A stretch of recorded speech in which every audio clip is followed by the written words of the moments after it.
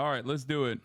Kamala's first interview since presidential candidacy on CNN. Reviewing Kamala's first. Let's just say that. Reviewing Kamala's first interview since presidential candidacy on CNN. Trump's town hall. Freaky Friday. Freaky Friday. What's good? What's good? What's good? Bro, you are swimming in that shirt. You're gonna need new t-shirts, dog. You're gonna need new fucking yo, come show your sexy ass body. This man has also lost a shit ton of weight, okay? Yo, this fucking guy, dude, you're crazy. I'm proud of you. Keep it up. He kept consuming all my protein supplements, as you guys know. So I got fucking so annoyed with it that for his birthday, I bought him like multiple months worth of protein supplements. Yeah. I bought him like multiple months worth of protein supplements to be like, stop taking my shit.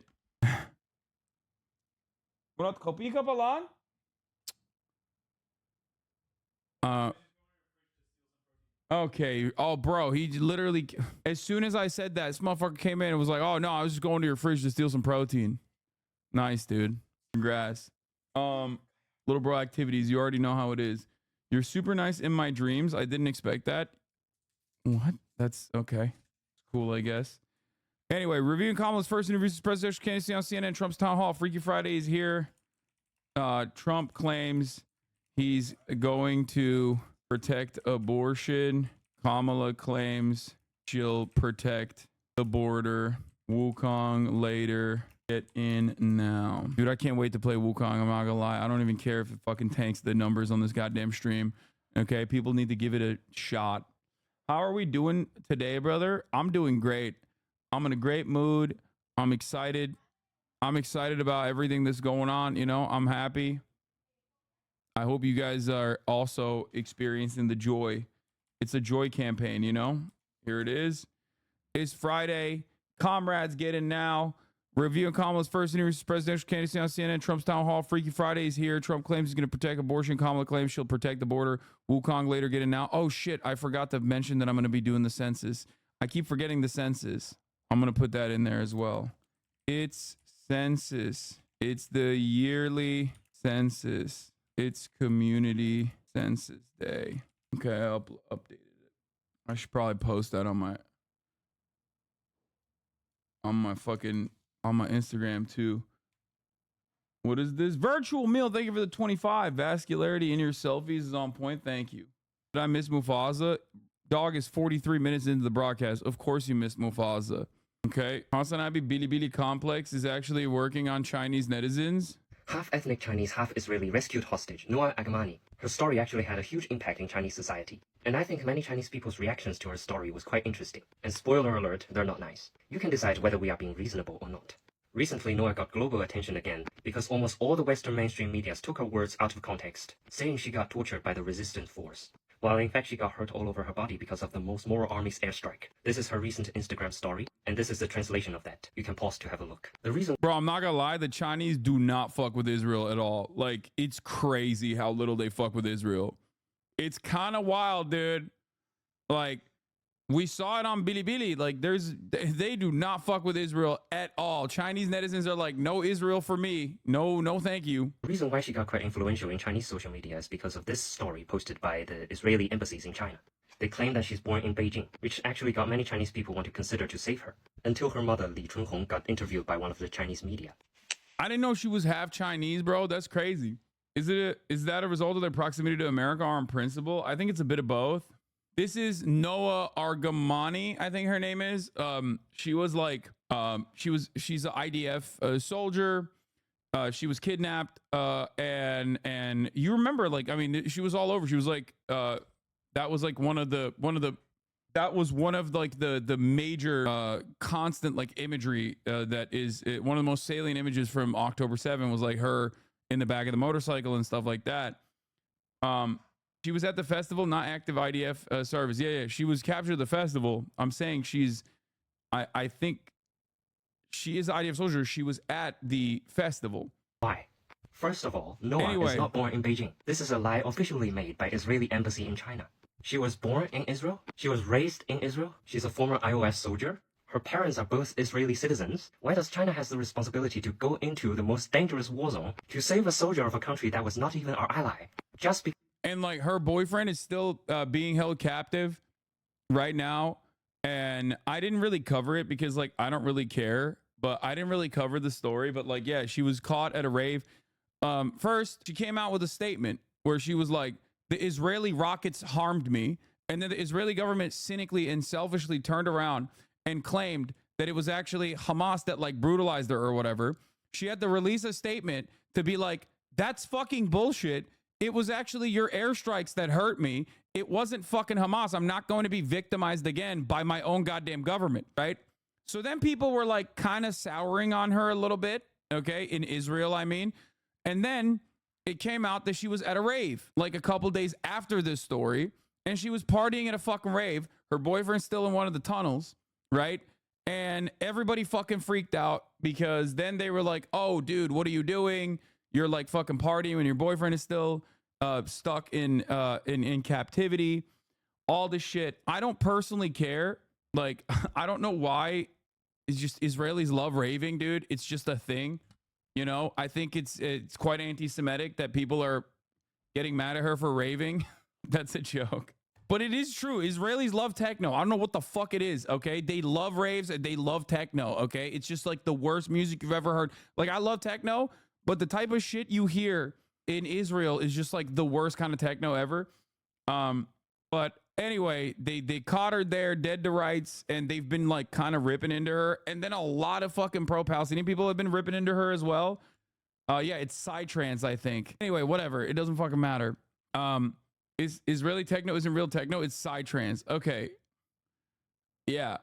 So everyone's been shitting on her for it, and it's like, for me, I feel like it's crazy. I feel like it's a bit crazy because it's like, bro, come on. Like, she was she was literally in an active genocide zone as a captive for fucking 10 months, you know, let her fucking party if she wants to. I don't know if I would in that situation, if my significant other in a circumstance like that was still stuck, you know what I mean? Especially considering that, like, you know, you kind of saw firsthand the conditions that Palestinians are subjected to, right? So, you know, very zone of interest style shit, but whatever. All right, because let's see what else this guy's saying. Her mother was a Chinese citizen, that she chose to give up her Chinese citizenship already and becomes an Israeli citizen. This comment is on 9th of October, and he said, I wonder what Israel did to people in Gaza. This comment said how Israel gets its current territory. Where is it located? How big is it in the past, and how big is it now? This guy said, does anyone remember Yasser Arafat? And many, many more interesting comments that call out the hypocritical Israeli regime. Who do you think is in the reasonable side here? Us? Are we being unreasonable and heartless? By the way, Noah's mom lost her life because of brain cancer, and hundreds of civilians were unalive just to save her. And she decided to party and dance in another music festival when millions of people in Gaza are suffering. Thousands of people are dying. And Zai will just post her partying videos online and think this is resilience. Bro, this is not giving resilience. Also, like, I mean, that's like, okay, listen, the only thing I'll say is this. I don't know what her boyfriend looks like, but that's kind of fucked. Like, she's literally on the shoulders of another Chad. Like that's like, she's dancing on another man. Like, bro, that's crazy. Like, I'm joining Hamas. Okay. Sorry. If I see that shit, I'm a weak man. Okay. Instantly, I'm like, okay, I'm saying the Shahada. I am joining the Palestinian Islamic Jihad. I'd be like, oh, wow. Okay. Well, guess what, dude? I am now a part of the Al-Qassam brigades. Launch me in the direction. Put me in. Okay. I'm serious. Okay. You and your girlfriend are at a fucking rave. You start hearing propellers. Okay. Motherfuckers are flying in on makeshift airplanes. Okay. They're shooting into like the toilets. They're shooting at everybody. Okay. You get captured. Your girlfriend gets captured. You're like, you know what? At least we're together. I mean, we're going to make the most of the situation. Obviously, you guys are separated immediately. Okay. Then you're in a fucking tunnel for 10, 11 months. Your own government is pummeling your shit. Okay. And then you find out that your government literally fucking extracted your girlfriend. Then you find out a week later, she's partying. She's on the shoulders of another man. I'm literally switching teams. If it was role reversal, I would switch teams regardless. I'm a weak man. That's all I'm saying. Like, I'm a weak man, dude. I'm a weak man. I'll be like, I don't give a fuck, dude. I'm on your team, whatever it is. Like, she's not just at she's not just at like a rave, you know? She's not at a rave. She's also on the shoulders of another man. You know what I mean? I'd be like, dude, no way. Ain't no way, dude. I am now the #1 anti-Zionist, okay? Do you think the captors showed him video of this? Probably not. I feel like that's, you know, that's too harsh, okay? And all things considered, it seems like the Hamas captors are oftentimes like trying to make sure that the guys are safe to the best of their ability because they're leverage. So like, I feel like they wouldn't show this because this is torture. You know what I mean? This is like the worst kind of, that is cruel and unusual punishment for a man who doesn't deserve that at that point. You know what I mean? Nobody deserves that. The guy across is her father. I know, but it doesn't matter, bro. Who's the guy that she's on top of? Bro, she's rubbing up on the fucking neck of some dude. Dude's got a Giga Chad jaw too. You fucking kidding me? Are you joking? I see that photo. I'm switching teams. It's not. It's over at that point. They had been dating for 3 years. Oh, hell no. Oh, stop. Oh, hell no, dude. I feel like an open relationship doesn't cover you when you're a political captive. Yeah, no. I feel like this goes against, you know, he jumps up and down the whole time. Oh my God, I have not seen the video. Jesus Christ, dude. I think this is resilience. Bro, this is not giving resilience. This is giving this from downfall. If you reached this far of the video, could you help Muhammad Taha's family? Okay, this guy is like, I don't know what the fuck's going on, but Chinese netizens do not fuck with Israel at all, bro. They just don't. They literally do not. Everyone deals with grief in their own way. Yeah, everyone deals with grief in their own way. I'm not even like, listen, bro, I'm not talking about her situation. Like, she could do whatever the fuck she wants, okay? I don't care. But if I'm literally the boyfriend in a fucking Hamas tunnel and I see this video, I am now Hamas, okay? I am joining Hamas, and actually I'm like, yo, we're not aggressive enough, guys.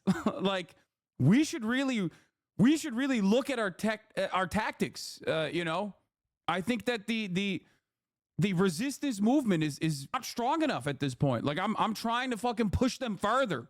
Bro, she's jumping up and down like that's crazy. Dude, the only saving grace is that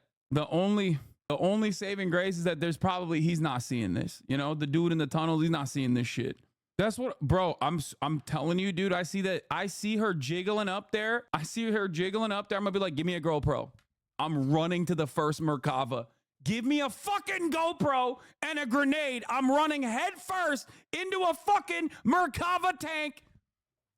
Inshallah, we will dismantle the Zionist entity piece by piece, okay? That's it. 3 years. Okay. Hamas gave her boyfriend internet for the day, and this is what he looked up. Oh, no. Anyway, it's like the dude is hot, too. Like, it's got to be insult to injury, okay? The dude is hot. Like, he's just like, oh, yeah, look at me. Just fucking jumping up and down. She's, like, rubbing all over his neck. Oh, my God. Okay. I can't. Let's move on. I can't. That's just, we're doing... What? You do realize that being on a dude's... Wait, what did this guy say? There's always some woke motherfucker who's going to get mad. You do realize that being on a dude's shoulder isn't inherently sexual. Okay, listen. Go back to the polycule! Okay? God damn! Hasanabi vindication arc continues. New poll suggests Democrats will gain swing state votes by changing policy and withholding weapons. Yup. Anyway, I'm poly, and I would still be fuming if my boyfriend was doing things like this while I was hostage Lamau. Yeah, I mean, that's normal. We are objectively abnormal if we try to fucking turn around and make it seem like no one would get mad at that. Okay? Anyway, that's a... I don't know when we're gonna do the census, okay? But we got news to cover. Did the Macy's send a playlist today or no? We got a lot to talk about, okay? So last night, last night, Kamala Harris did her sit down interview. Do we have the full? Does anyone have the full interview? Because I want to just go through it piece by piece. I watched it last night. I obviously wasn't a big fan of everything that I saw. It made me very upset. Worst interview I've ever seen. I wouldn't say it's the worst interview I've ever seen. I think the editors kind of cooked it on that a little bit. Okay. But honestly, it wasn't good. Okay. It wasn't good. It was not good. There was a lot in there that was making me very sad. Okay.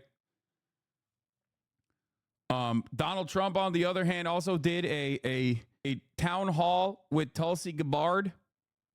Okay. And at the town hall, he popped off in the opposite direction. It's like weird. It's a Freaky Friday swap. Okay. I watched it on stream last night and it really deflated me. I'll be honest. It really made me sad. It made me feel some type of way like you might feel at the top of the hour when there's no 3-minute ad break, or when there is a 3-minute ad break and you're just like kind of stuck there. You're not subscribed and you're just sitting there watching, thinking, oh man, what the fuck do we do? You know? So we'll be talking about all that.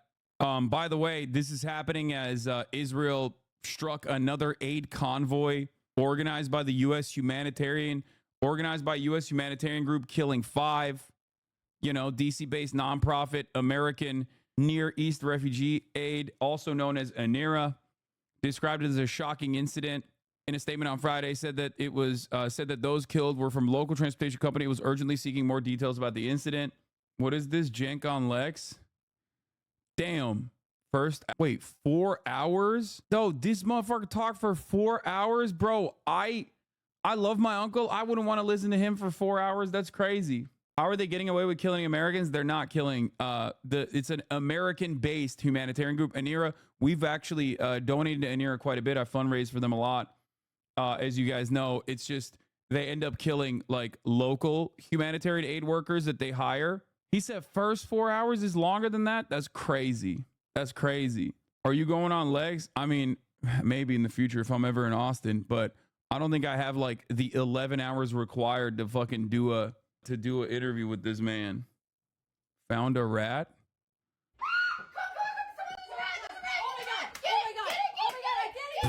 So dumb. All right.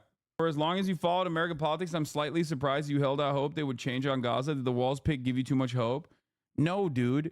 It's the fact that there is an unimaginable fucking sea change that occurred in my lifetime over the course of like literally 2 months, 3 months, basically. That partnered with the fact that there is an obvious like pro State Department argument you can craft in terms of restraining Israel. That is the reason, because these demands are not like unreasonable demands. These are demands that literally people inside of the State Department are thinking and actually advocating for. Okay? That's why. Do you not understand? You were dumb thinking that they would change course, take the L. This is not about taking L's or W's, you dumb fucks. And I will never fucking stop advocating to obviously restrict weapons transfers, stop them, and follow the fucking law. Okay? Y'all are so dumb to be like, you got an L, dude, El Hassan. It's like, motherfucker, you didn't know where Gaza was on a fucking map. You didn't even know what it was 10 months ago. You're coming in here fucking telling me, oh, take this L. In my lifetime, this has changed dramatically. The way that Americans view this situation changed dramatically. Okay? So yeah, of course I'm going to assume, of course I'm going to hold out hope no matter what. Okay? It's exceptionally rare that you have a problem that can be addressed in basically a phone call that would likely give you a bump in key demos in an election while not costing you significantly elsewhere. I know. There is literally no fucking downsides, only upside, and it blows my goddamn mind that this is even a conversation when what we are demanding is that they follow their own laws. Like the Leahy law is the law, okay? You are openly recognizing that the country that you're giving unlimited weapons to, that is refusing to cooperate on a ceasefire deal that you put together, okay, months ago at this point, is directly in violation of your own laws, because you cannot give weapons to a country that is directly violating human rights laws, okay? We're aiding and abetting in fucking war crimes. Everybody, even if they don't recognize it as such, they still are like, yeah, we should probably stop doing this. Like, what the fuck is going on? You get electoral benefits. You get election benefits for it. There's no fucking downsides. It's not like people are demanding, you know, we dismantle, we invade with a NATO force. Like we invade Tel Aviv with a NATO force. Okay, that's not what like the demand is here. It's just make Israel listen to very reasonable demands being made by the big dog in the room, so that you can save a little bit of face. You know, like that's it. Hassan, I'm from EU, and when we have U.S. guests in our hotel, they all seem to not like to talk about politics. Like they suddenly act like it's taboo. What am I doing wrong?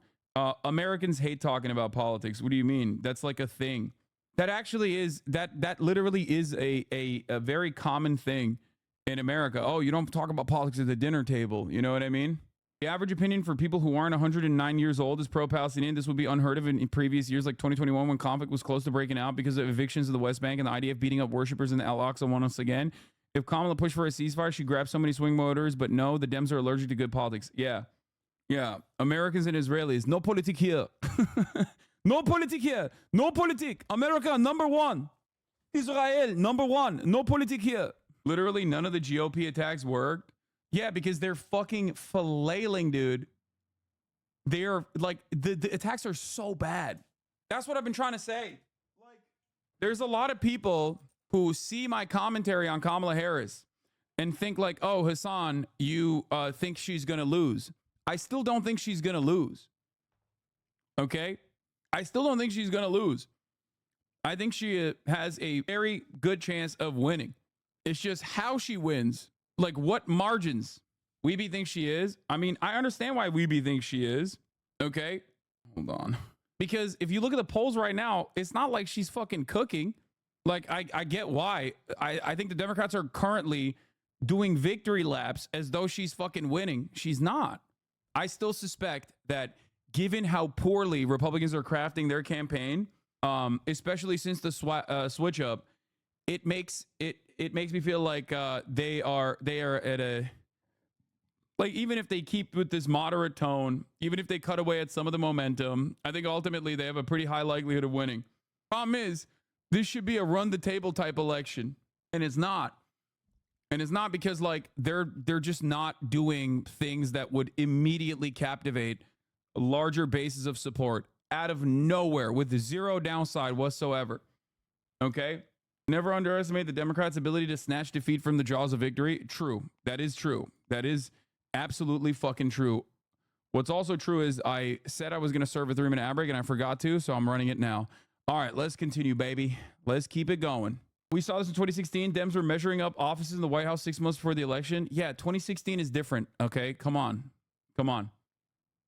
There are many key factors in play here. Kamala Harris is, for all intents and purposes, for better or for worse, a generic Democrat. Okay, a generic ass Democrat at a time when the Republican Party is unliked. Donald Trump is very unliked. Can't run as an outsider, anti-establishment candidate, because he was the president already, and people have made up their minds both on him as a bad president, as a chaotic president, but also made up their minds on like what some of his signature accomplishments are. Abortion. Okay? Pretty hard to fucking put that toothpaste back in the goddamn tube. You can fucking run left and right. You can run the gamut. You could just keep saying, I am going to literally do abortions myself personally, and no one fucking will believe you. Understandably so. You feel me? Why the fuck would they? Anyway, first order of business, Kamala Harris's interview. I know it's not fast enough for us, but I would like to keep an eye on what happens next week before the debate, and then the week after the debate. There can still be big changes. Just needs to be a catalyzing event and or peaking a good news cycle. Now versus later matters, but you see normies floating trial balloons here. New J Insider via Markod 97, Mark Rod. Texas Senate candidate Colin Allred, there's no more practical military goal that Israel can achieve in Gaza. Allred also said that the U.S. should consider withholding some aid to Israel if it can help create pressure on Israel to finalize a deal. It's happening. And by the way, that's not a unique position. This is literally Rear Admiral Daniel Hagari okay, who has also said the Israeli military cannot destroy Hamas militarily. Okay? It's not like this is a unique take. This is what they're fucking saying. This is what their military is saying. It feels like she's just surrounded by an echo chamber of people who dug their heels into a singular position. I think currently at the tippy top of the State Department, you have some of the most rabid, ideological, ultra-Zionists that are just going, la, la, la, la, la, I can't hear you. There is no fucking way. There is no way that there aren't people in the State Department who are routinely going, we have to stop this. This is looking really bad for our soft power. This is looking really bad for our hegemonic superpower status. This is a horrible fucking decision. We are now locked into a double suicide pact, okay? Because I'm telling you right now, it's not even just like the people that are quitting. It's not the people that have quit so far. I'm talking specifically from the mindset of a person who wants the continuation of American dominance. If you want to work at the State Department, there are certain things, if you're like, your obvious understanding of the world is like, America's the #1 nation on the world. We love being the fucking cop. We love flexing our soft power and hard power all around the world, 800 military bases, yada, yada, yada. Okay? There is an argument that you can make to literally cut weapons transfers to Israel in an effort to stop Israel from committing to this suicidal end siege that Benjamin Netanyahu is desperately bouldering towards. This is an argument that you can make to also continue Israel's apartheid even, okay? Like, it literally does not make fucking sense. It doesn't make any sense whatsoever that they're just like dead set. And I think the reason why a lot of these people at the tippy top are not listening to reason is because they're brain broken. Okay? That this dude does not understand the weapons market. You are fucking crazy. America is always going to sell weapons no matter what happens, okay? Oh, America's going to sell weapons regardless, big dog, okay? Remember what I told you about how there is the interest of capital that is obviously the most important thing, but even capital owners recognize that there is a level of chaos that is great to make money in, but then there's too much chaos and the market actually falls apart. Israel is literally at the last stage of that too much chaos equation. Okay? That's where we're at. That's why it's like unreasonable from every aspect. It's unreasonable, it's immoral, but America always does immoral shit, okay? America always does inhumane shit. That's what we do, okay? That's how you do empire shit. That's fine though. That's not what we're talking about here. You can make an argument, and I often do, from the perspective of like a reasonable State Department employee who is looking at the situation and going, if we continue giving unlimited weapons to Israel, they will never actually fucking do a ceasefire. It has gone on for 11 months. Israel has become a social pariah state. Okay? Internationally speaking, Israel, every single day, every single time they kill another fucking group of like humanitarian aid workers, there are more people that are going, what the fuck is this bullshit? Like, what are we doing here? Okay? Like, unless you are desperately trying to end Israel permanently, it is ridiculous to lean into their most violent desires in this circumstance. Okay? They literally have an active court case in the ICC for Benjamin Netanyahu and Defense Minister Yoav Gallant. Okay? They have an active court case in the ICJ, the International Court of Justice, that recently came out and said Israel is illegally occupying all of the territories that it currently is occupying. Okay, all the Palestinian territory, and must immediately pull out. Now, obviously, these are institutions that don't have any sort of fucking real army or military and no real backing, but these are still global courts of justice. These are like post-World War II institutions that we established, and they play a formative role in America's hegemonic power status, okay? These are institutions that are supposed to say America is the world's top cop, and these guys are supposed to be the regulators of that process. When those regulators are going against America's outward best interest, like what America is doing, all of a sudden there is a fissure. There is a crack in the American soft power, international rule-based order, top cop strategy that they put forward. If Israel was a global South country, the UN would have sent in peacekeepers by now. I mean, yeah, dude, America would have fucking invaded Israel like yesterday. I'm sharing what I know for now. It's not all doom and gloom, I promise. There are constant talks every day, polling, focus groups, strategizing, impact. What you're saying is hitting the right notes. If a bit too angry, calling everyone stupid, they are not. No, I think they're not stupid. They're just bloodthirsty monsters.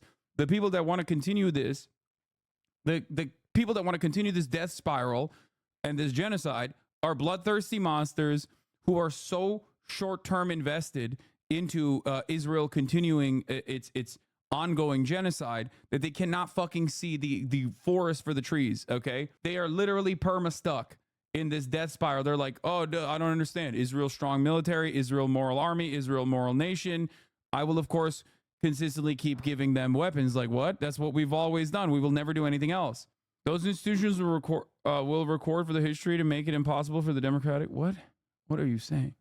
I think, personally, there are a lot of people who see the writing on the wall. It makes no sense. You cannot, even on accident, you will recognize how untenable and unmanageable this situation has become. Okay? And I think a lot of people do recognize it. They're just completely out of... they have no power. They have no power in the decision-making process.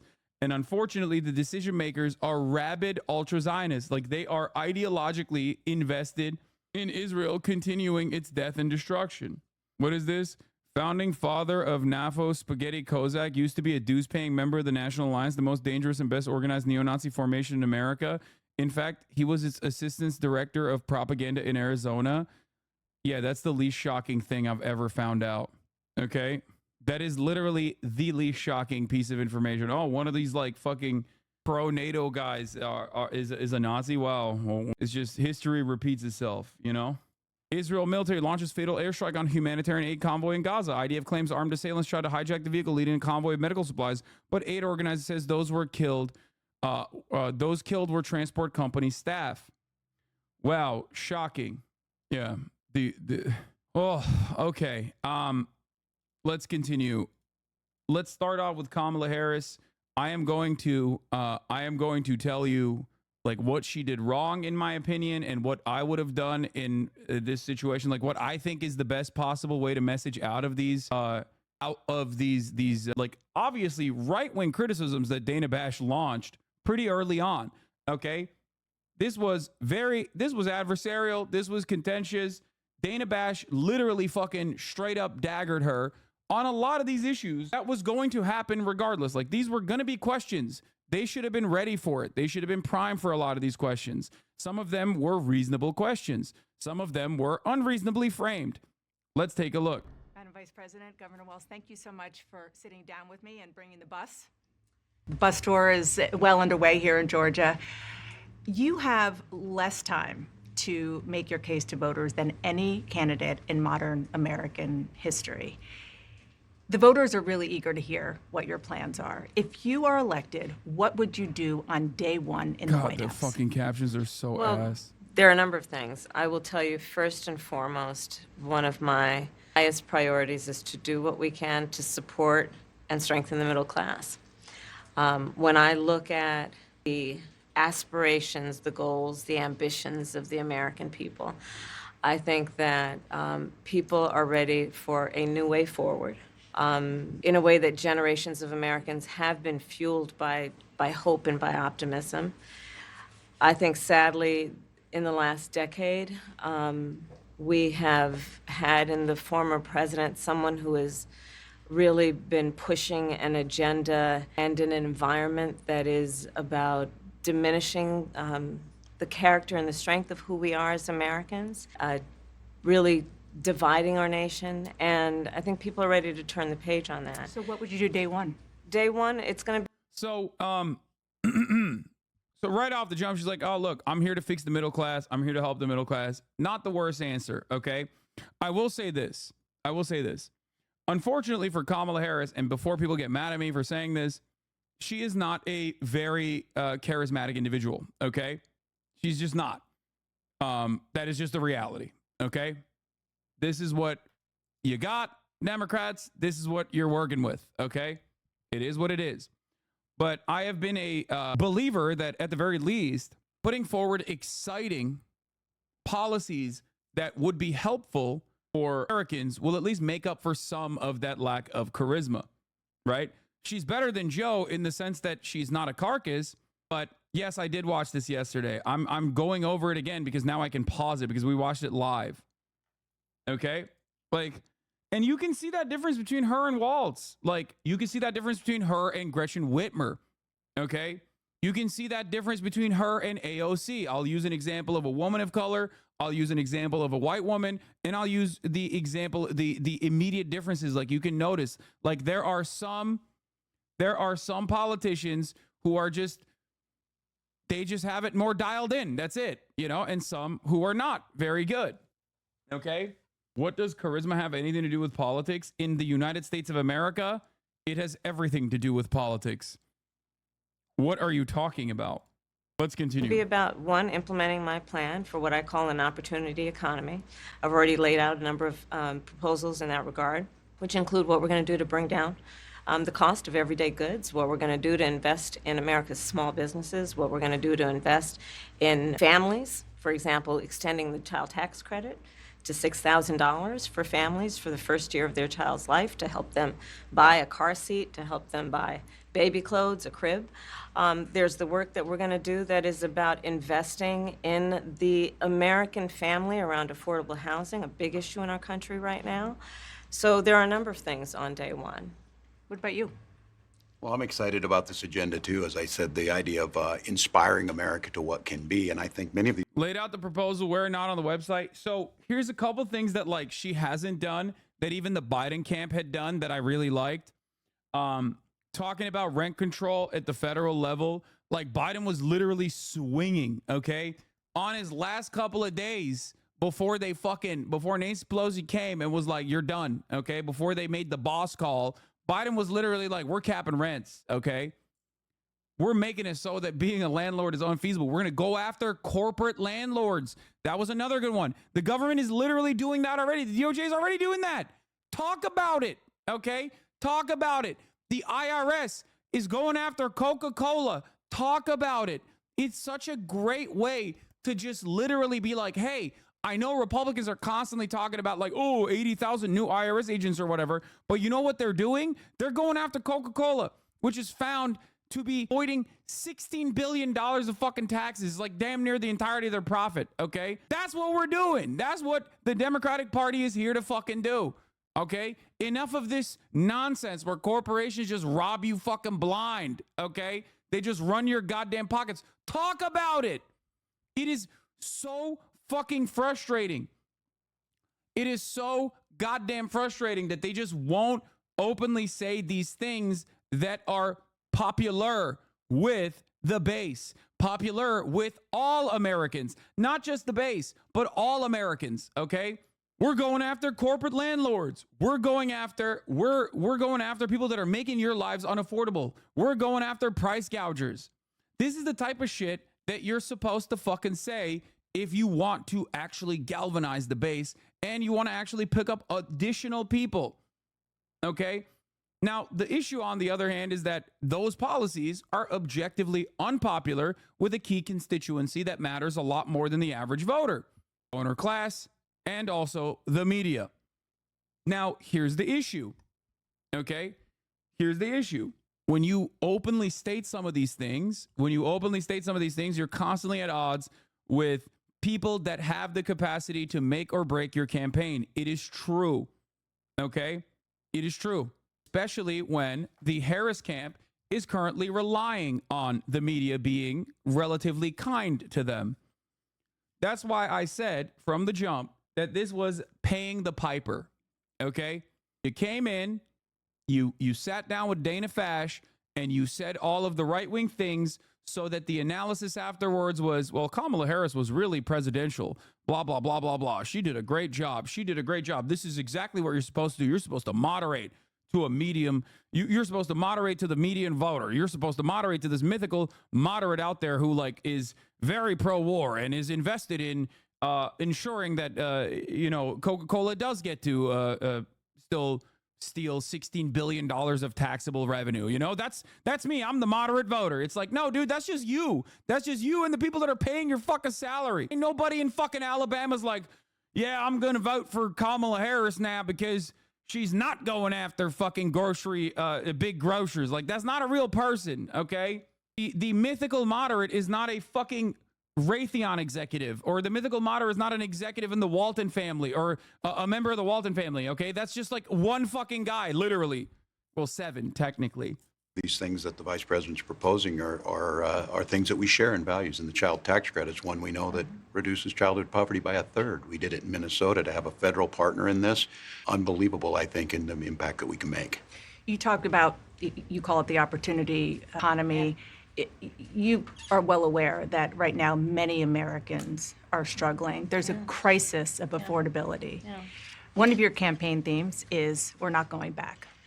But I wonder what you say to voters who do want to go back when it comes to the economy specifically. So, like, I think this was literally one of the most right-wing questions that, like, framing-wise, it's one of the most insane ways to frame a question.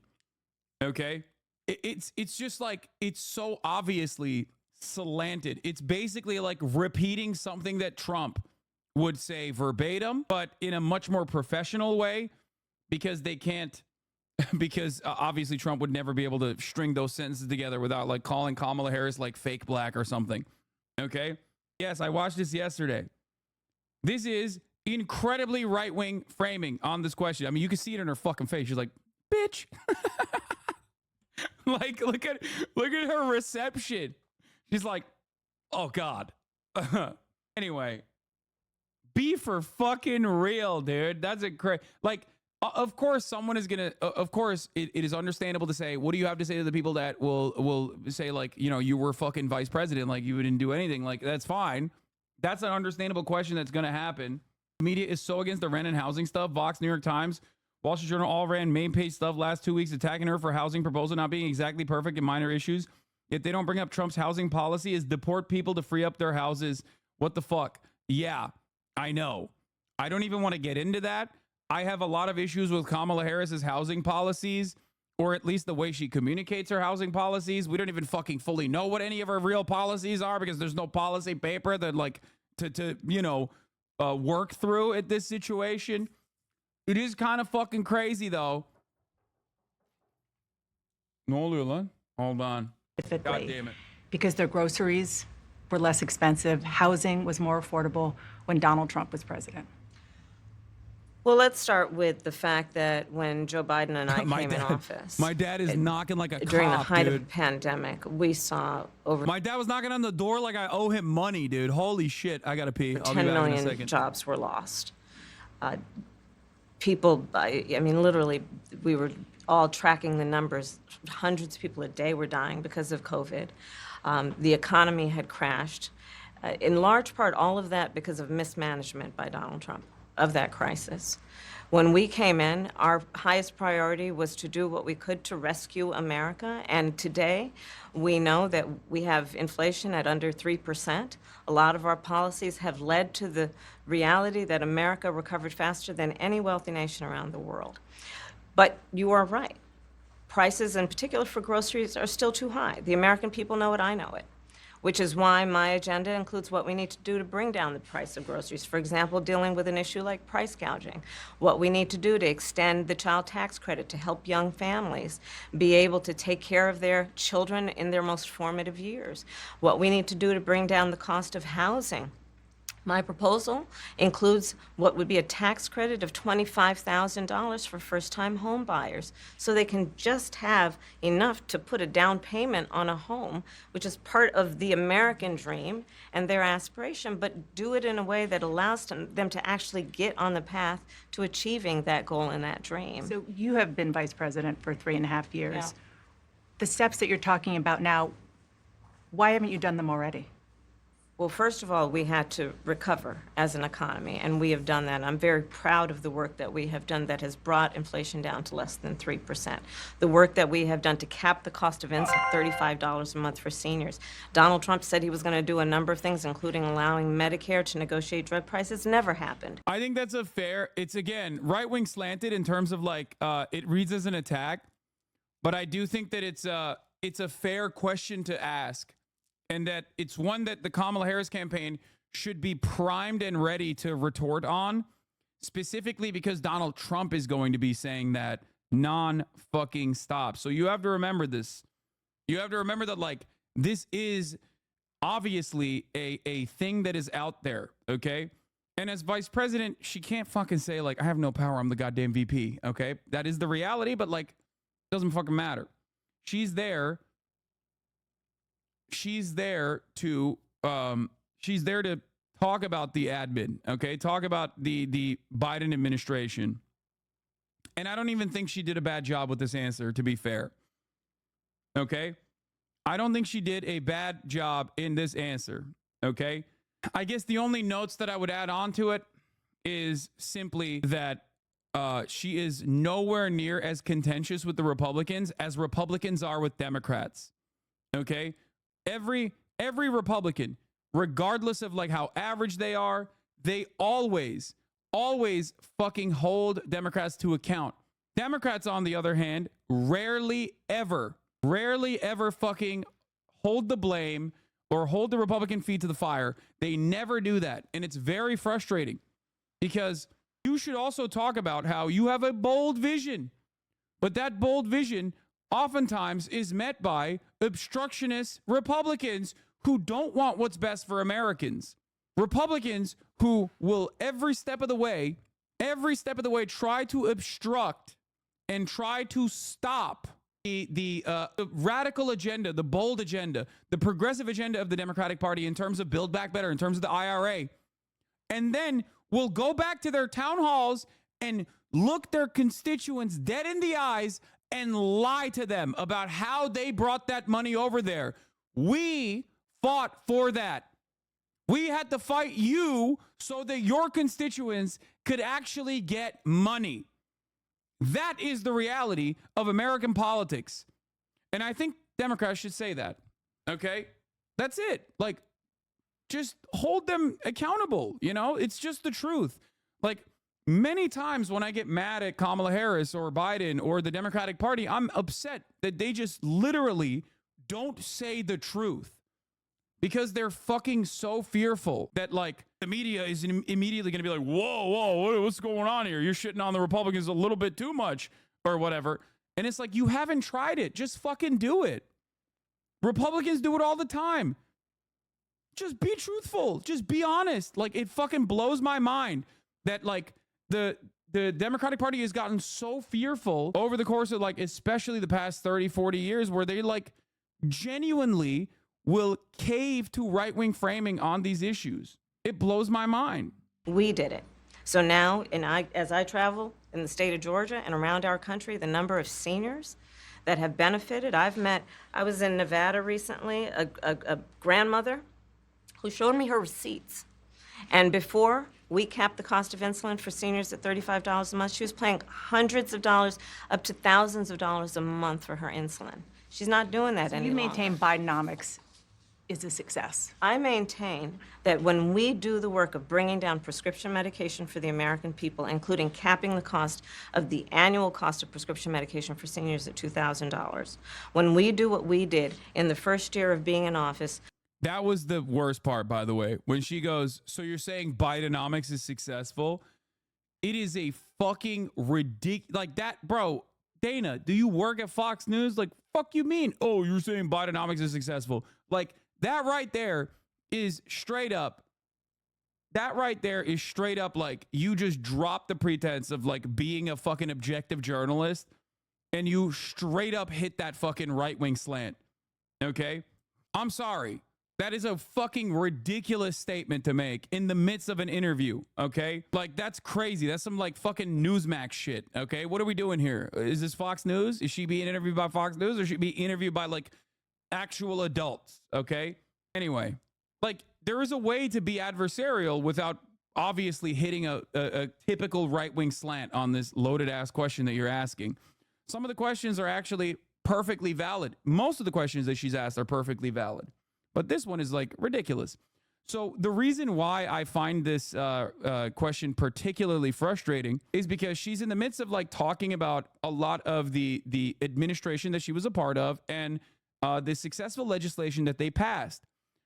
Joe Biden was way more confident about the administration's successes, whereas I think like the whole Bidenomics strategy from the Brandon camp came at a really bad time. But it was, I would say it came at a bad time because like Americans were suffering, but the Brandon camp was saying like, oh, the soft landing is going to happen. Inflation is going to get under control by the time the election cycle comes around. So people will associate Bidenomics with like positive attitudes towards the economy. Okay. So when she slants it in this way, when she says, so you're saying Bidenomics is successful, that is just a direct right-wing attack. Okay. To be like, oh, all of the policy accomplishments that you're talking about, they still did not, they fell flat. They didn't help at all. And remember how everyone was talking about like the economy being horrible at the peak of inflation when wages had obviously not caught up and there was real negative wage growth. Okay. Overall, I think that is a very right-wing way to ask this question. The premise of the question is ridiculous. Like basically amounts to why haven't you already brought us the future and the present? Why aren't they asking Trump why he didn't do no tax on tips when he was president, for example? The point is, it's a new campaign season. I mean, yeah, but people, I think Dana and others would ask Trump that question if given the opportunity. Like, it's just Trump would not go on Fox News. I mean, CNN at this point, I don't think. You maintain Bidenomics is a success. I maintain that when we do the work of bringing... Is this supposed to be a softball interview? No. That's why I said the early questions were valid. They were questions that they were going to receive. This is a little bit different to be like, oh, so you're saying Bidenomics is successful. That's like a cynical way to address what she is saying in this circumstance. Okay? Down prescription medication for the American people, including capping the cost of the annual cost of prescription medication for seniors at $2,000. When we do what we did in the first year of being in office to extend the child tax credit so that we cut... By the way, I will say, she actually did a pretty good job of dealing with this. Child poverty in America by over 50%.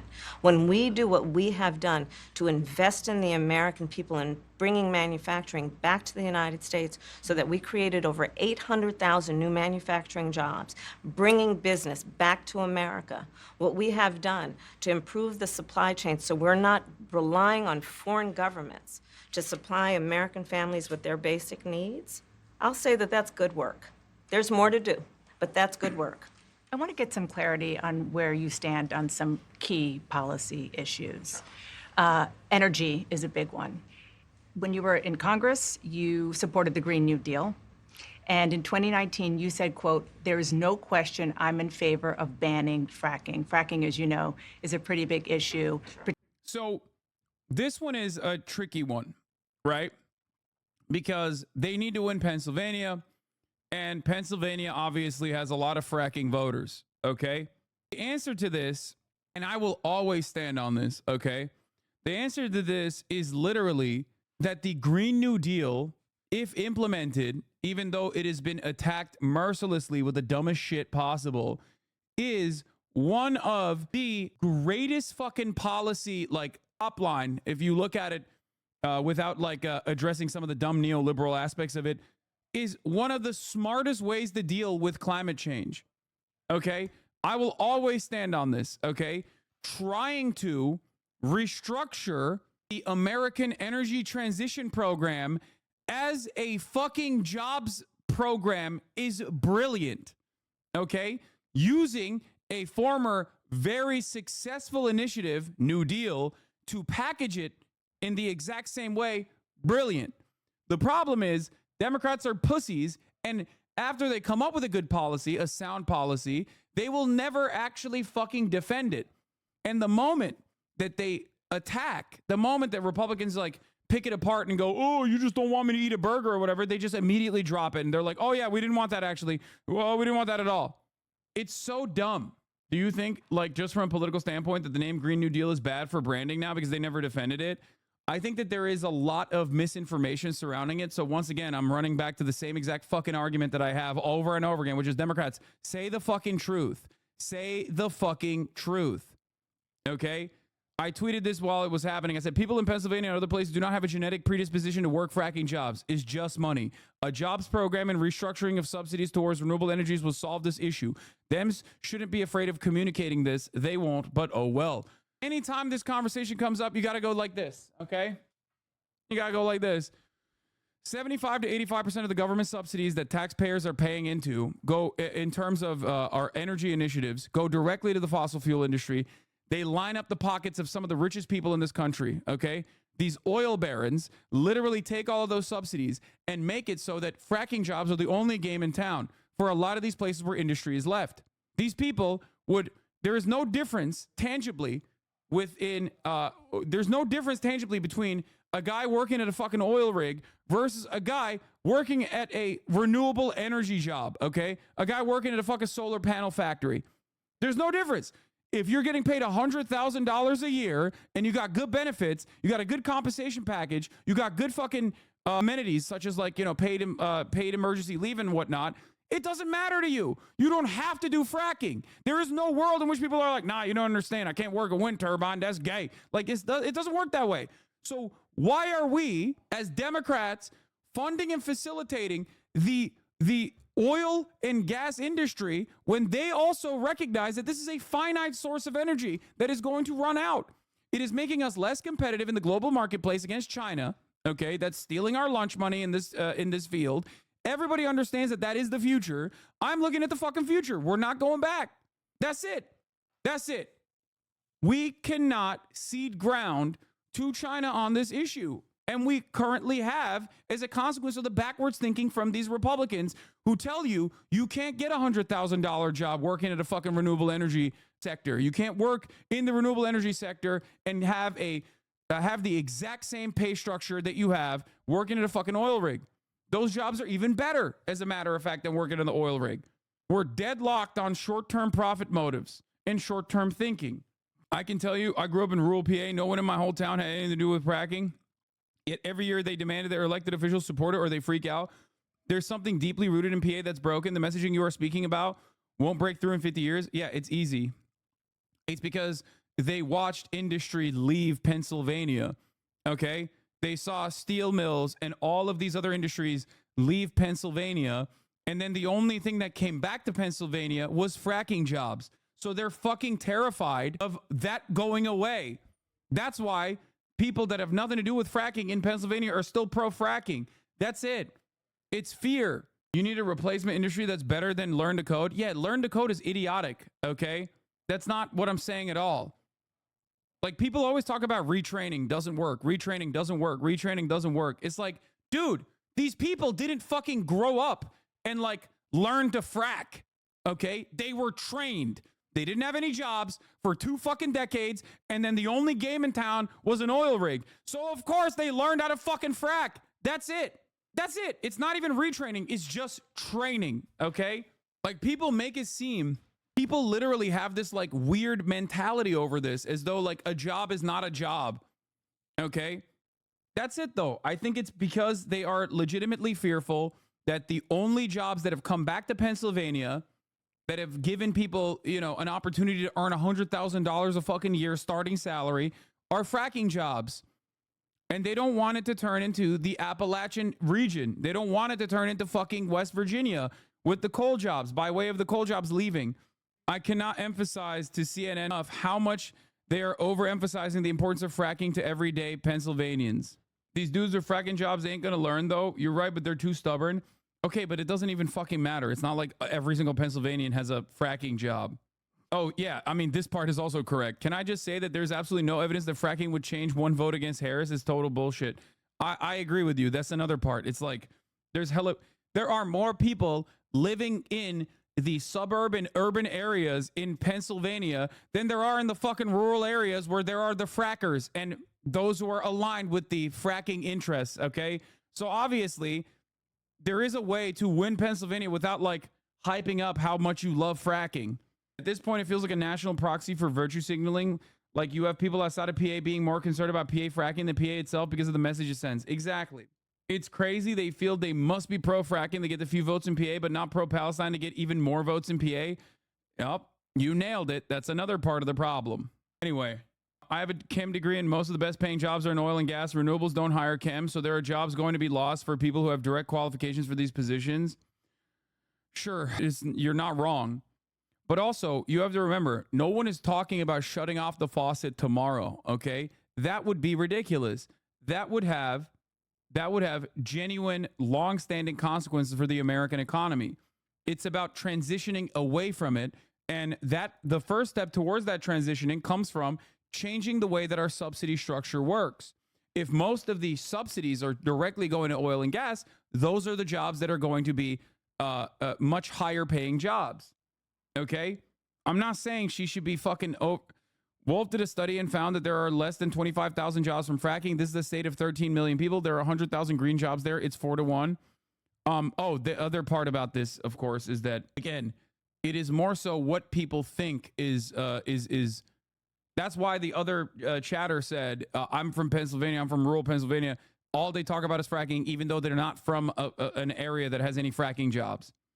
It's this like fear that they have that it will turn into a West Virginia style situation or a Kentucky style situation if the fracking jobs leave, regardless of the fact that obviously Pennsylvania is a massive fucking state with a shit ton more jobs.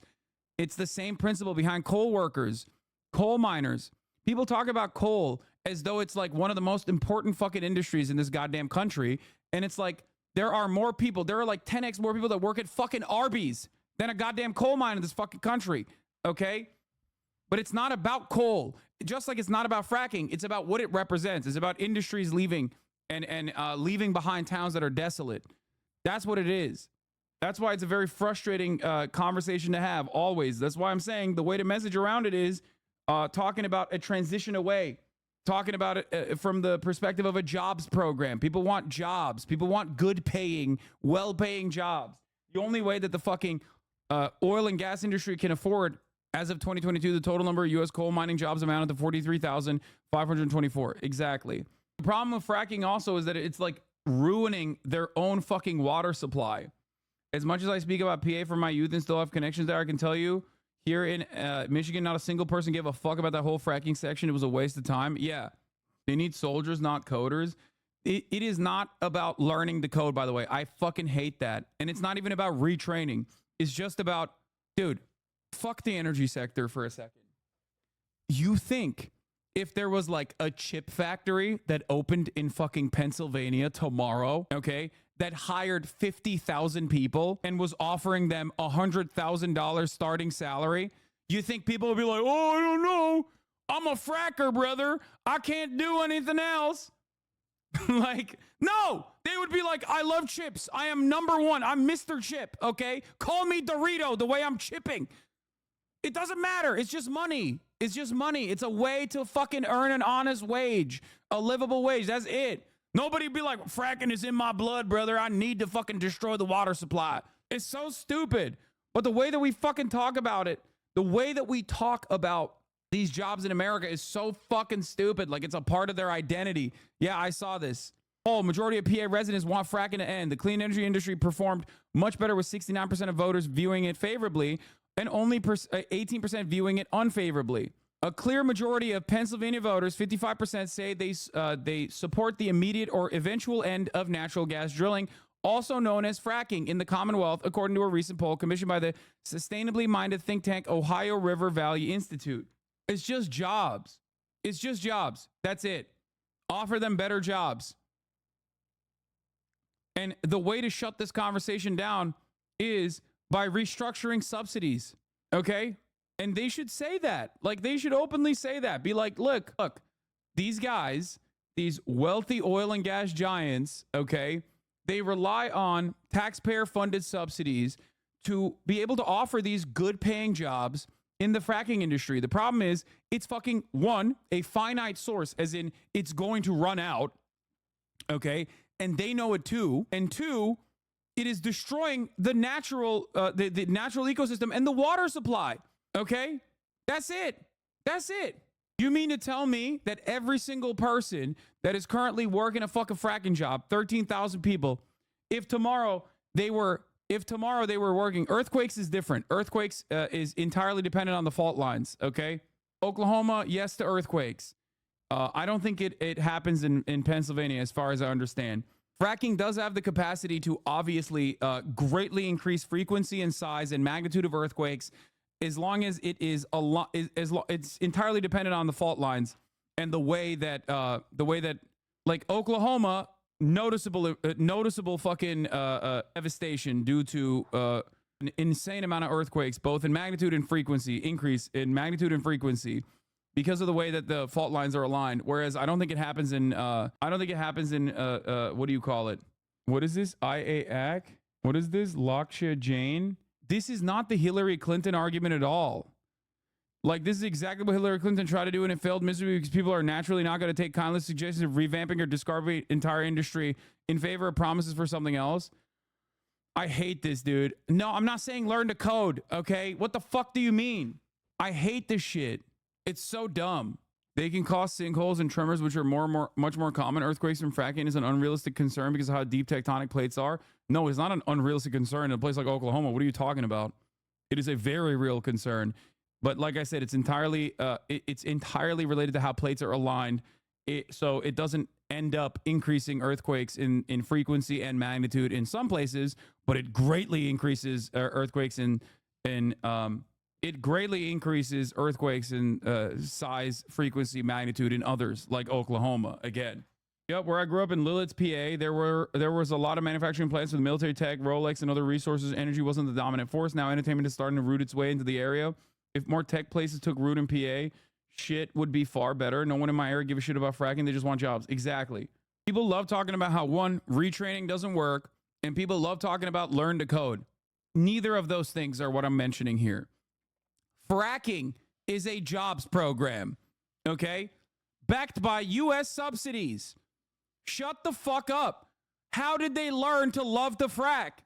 Do you think they woke up one day and they were like, oh, thank God, I'm an oilman. I love being an oilman. That's not how this shit works.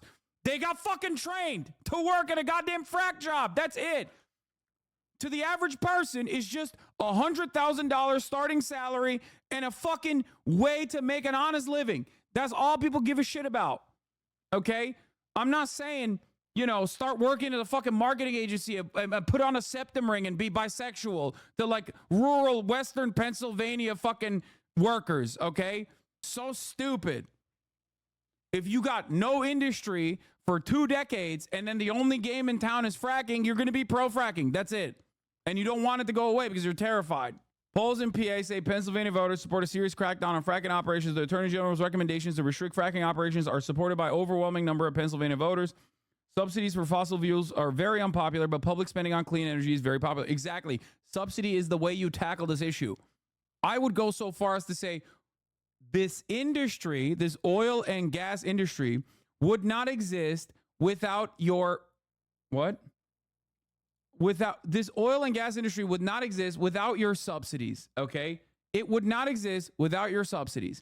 Why are we giving billions of fucking dollars to the oil and gas giants who are also themselves recognizing that there's a finite amount of time? There is a finite amount of fossils in the fucking ground, and are also hedging their bets and literally hedging their bets and donating or purchasing fucking green energy companies already. How come they get to do that, but you can't see it? It's so stupid. I would just keep saying China is fucking stealing our lunch money, and we are pumping these companies that are ruining your water supply chock full of subsidies so they can be sustainable. Restructure the subsidies towards a transitional industry that has more staying power, that looks towards the future. That's it. Anyway, we had this back and forth about this fracking side. It's obviously an endlessly frustrating conundrum that the Democrats find themselves in, but the fundamental principle remains, they are running scared, as always.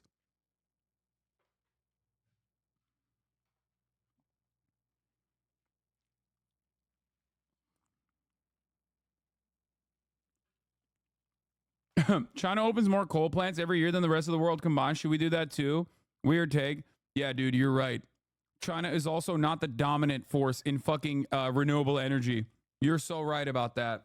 Bro, what did you just like read the headline of an Associated Press article or something, or like a foreign policy magazine headline, and then just moved on with your life? Like you saw one meme and you're just in here like a fucking Republican repeating the meme? Dog, what are you talking about? Wake the fuck up. Okay, they own renewable energy. Literally, they own it. That's crazy, man. The U.S. will install 60 gigawatts of renewables in 2024. Meanwhile, China is installing at least 10 gigawatts of wind and solar generation capacity every fortnight. China is installing the wind and solar equivalent of 5 large nuclear power stations per week.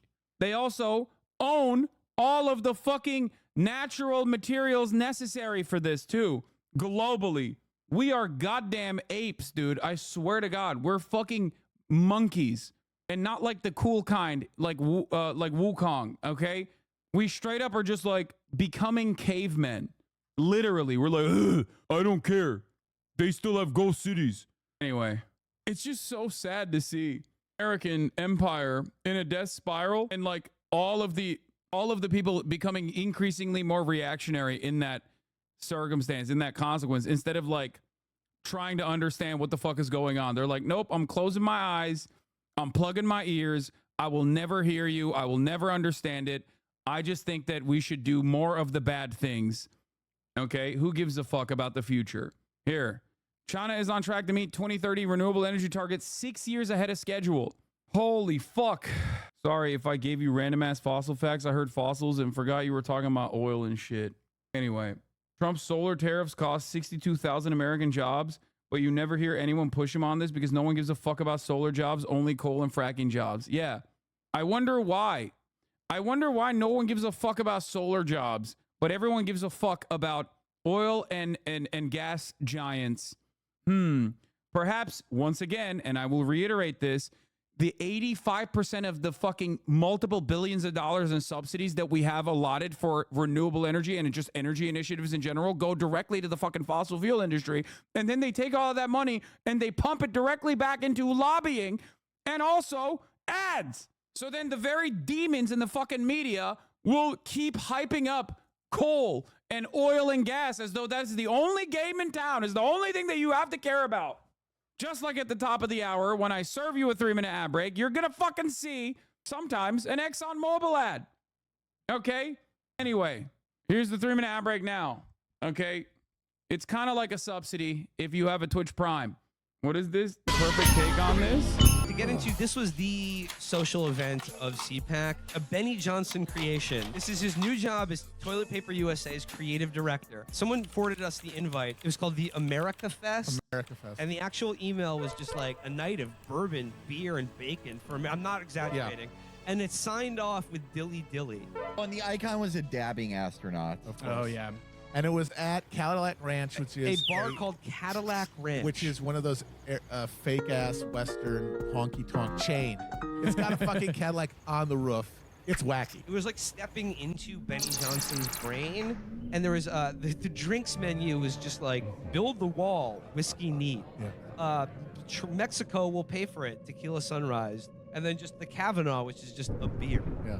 Yeah, no, they didn't even have any puns.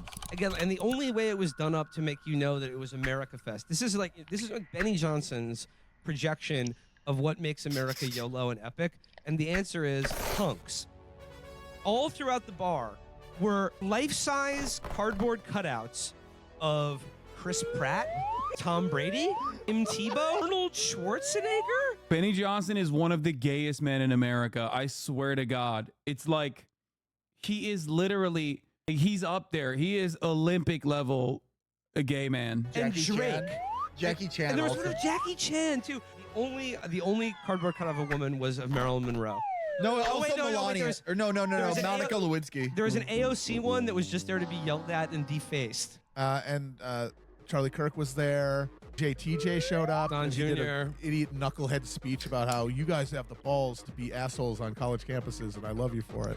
Yeah, no, I felt like bone deep despair. I was feeling like Reverend Toller. No, I was on some like Maoist third worldish shit where I was just thinking like, oh, we're all on the same side. These guys aren't my enemy, really. I mean, we're all in the imperial core. We're all the exploiters. Like, we're the bad guys in this story. We need to be destroyed. Like, no disentangling me from them. We are all accountable for this. No, I felt deep despair. And I also finally got the concept of Zen fascism. These guys have embraced like a Buddhist concept of nihilism, where it's just, look, we found ourselves by total random fact of fate to have been born at the end of this imperial moment. We have access to this incredible bounty of exploitation, of the bounties of exploitation, and we're gonna fucking use it and have fun. You're also in the same boat as us. You were born in the same situation. You have access to this same bounty.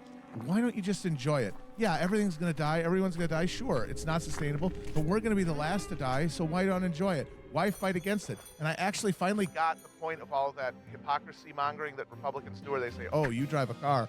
Oh, you use a cell phone. It's not to try to get you in some petty hypocritical gotcha. It's to say, we're all in this together. We're all on the same side. Why don't you just enjoy it? Why are you torturing yourself? Why are you like, oh, this is actually bad, and oh no, we're exploiting all these people. Yeah, but that can't change it. You're in this situation. Just eat the fucking slider, drink the goddamn beer, and enjoy yourself. Trigger the libs, have fun. Because they always have that voice in their head, and that's why they need to trigger libs all the time. They need to push it out. They've embraced this nihilism, but they also know what they've done, and so it's never going to be actually fun. They're never going to really be able to be decadent. They're never really going to be able to be purely hedonistic. They need to have an enemy that they can smite at any given moment to smite their conscience. Pretty good. I mean, Matt is incredibly insightful.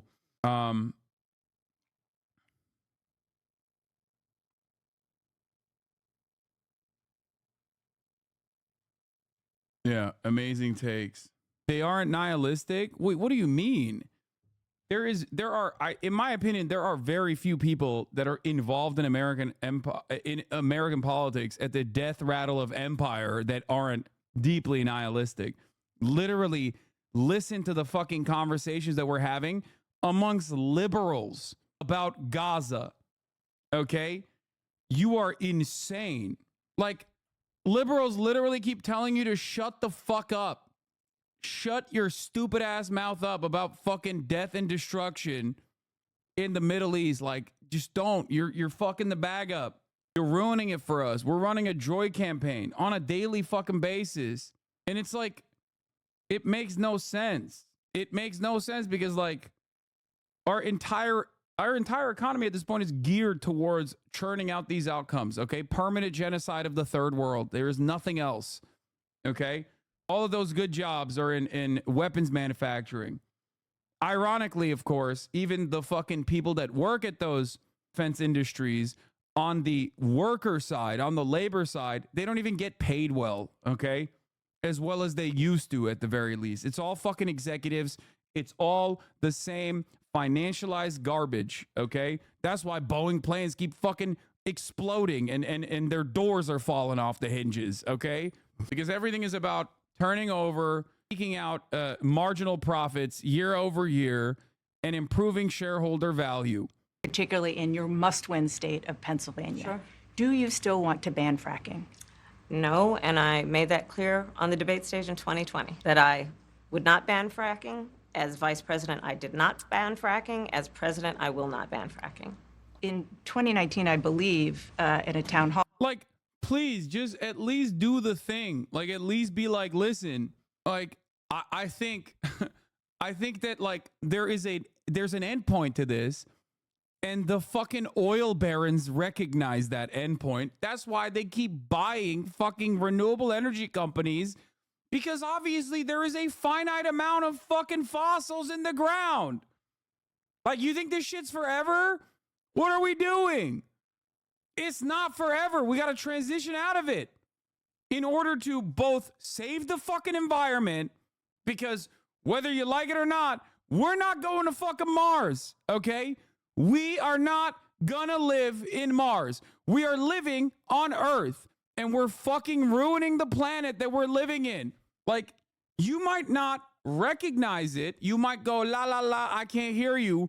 But why the fuck do you think Florida is underwater? Parts of the country are underwater half the year, and the other parts that are not underwater are on fire half the year. What do you think is happening there?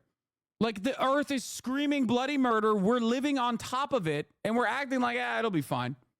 It'll be fine. Short-term thinking. It's good. Like, what the fuck?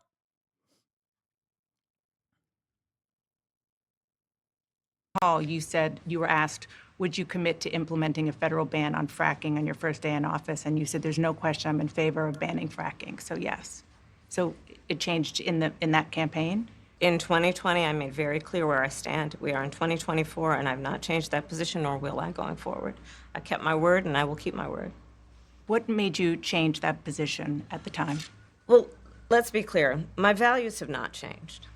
I believe it is very important that we take seriously what we must do to guard against what is a clear crisis in terms of the climate. And to do that, we can do what we have accomplished thus far. The Inflation Reduction Act, what we have done to invest, by my calculation, over 10. She's saying I ran against fracking in 2019, but it doesn't matter. I was the vice president in 2020 and presided over an administration that obviously didn't ban fracking. Shut the fuck up. That's what she's saying, okay? Come on, guys. You understand what she's saying. It's not a good enough answer. She should literally just say, look, I'm done. I'm not going to repeat it again, okay? You know what I think she should say. I've repeated it 1,000,000 times over, okay? So when she gets hammered on it, again, she's like, did you see any evidence? Then she says something insane. Probably $1 trillion over the next 10 years, investing in a clean energy economy. What we've already done, creating over 300,000 new clean energy jobs.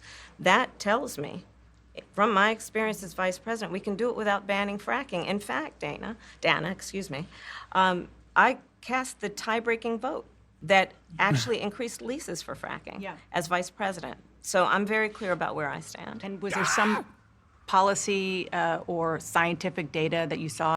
I hate the liberal predisposition, and I swear this is a lab, assigned liberal at birth, a genetic destiny for every liberal where they have to overcorrect, run scared, and literally try to present themselves as like the most right-wing person you have ever seen. Every liberal you encounter, they could be like, in one breath, they could be like, I am literally a revolutionary Maoist, okay? I want to arm the Philippines. I want to make sure that they overthrow the dictatorships in the global south, okay? We are going to do this. And then in the next breath, they'd be like, wow, you sound like a radical communist. They'd be like, I want to kill every poor person. I will literally send them.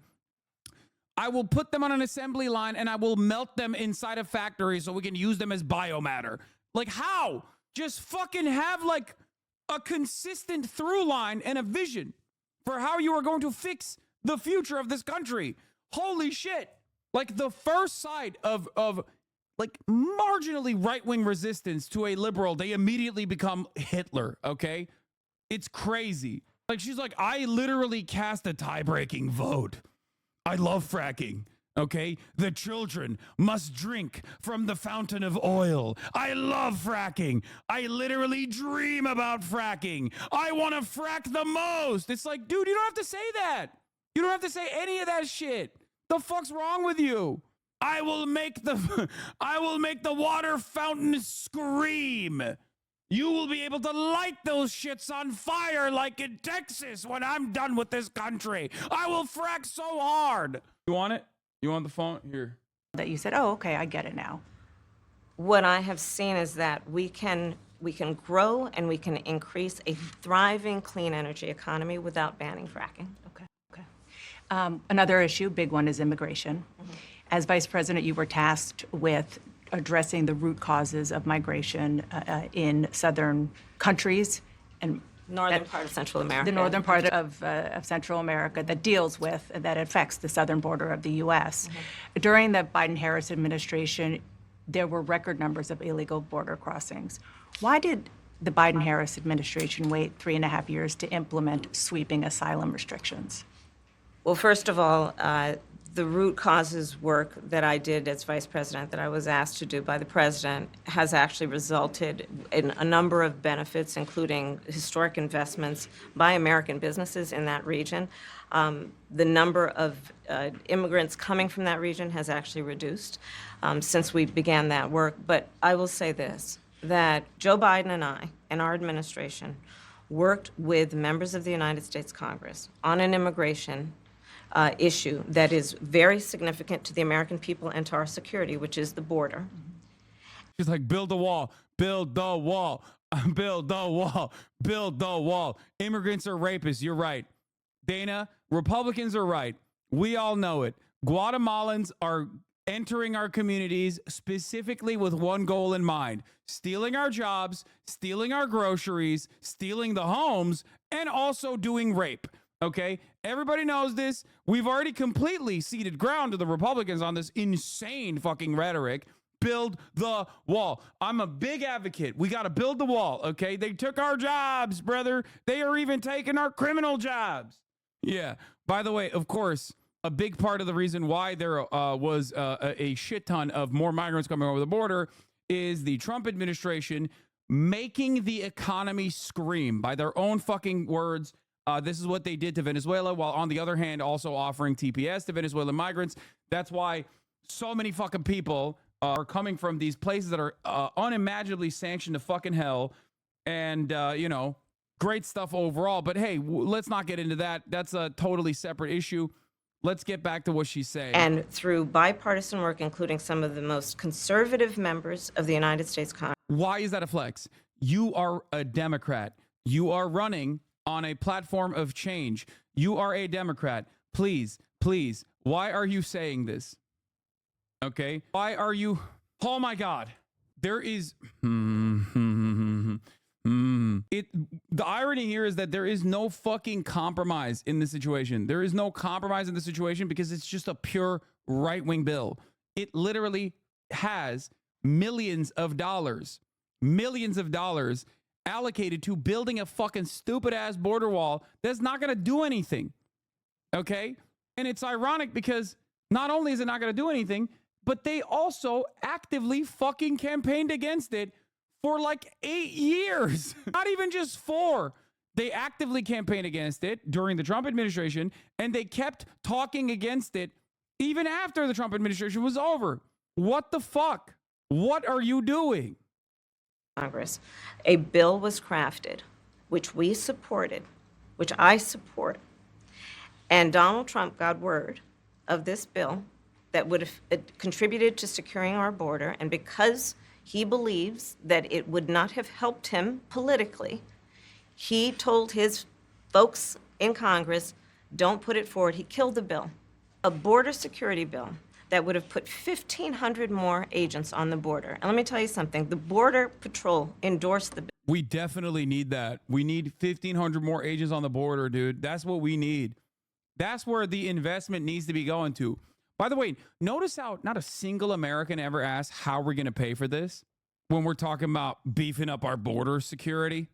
Okay? A completely, wholly, unnecessary, silly, idiotic notion.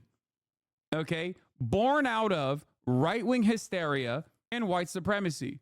White nativist anti-immigrant sentiment is completely ridiculous. It is made up. This is a country that relies on migration, okay? This is a country that has been a dominant force on this planet due to migration. We have not run into the same problems, okay? We have not run into the same problems that other developed nations have run into as a direct consequence of our more tolerant approach to migration. It is fucking crazy. Bill. And I'm sure in large part because they knew they were working around the clock and 1,500 more agents would help them. That bill. I feel like this bill is boring and unpopular, so why do they talk about it so much? No, it is not boring or unpopular. The problem is that because they've completely ceded ground and have never counter-messaged against the Republican Party on this issue, it is not an unpopular bill at all. That's the worst problem. The worst problem is when the Democrats completely stopped talking about migration and were running scared for the first half of the Biden administration, and then literally fucking looked at focus tests and focus groups and realized, oh my God, Americans are bloodthirsty to kill migrants. They literally were like, oh, we're going to kill the migrants too. Classic. And you don't have to look further than the past 8 years to see the dramatic shift in attitudes in the minds of Americans in terms of how they view migration in general.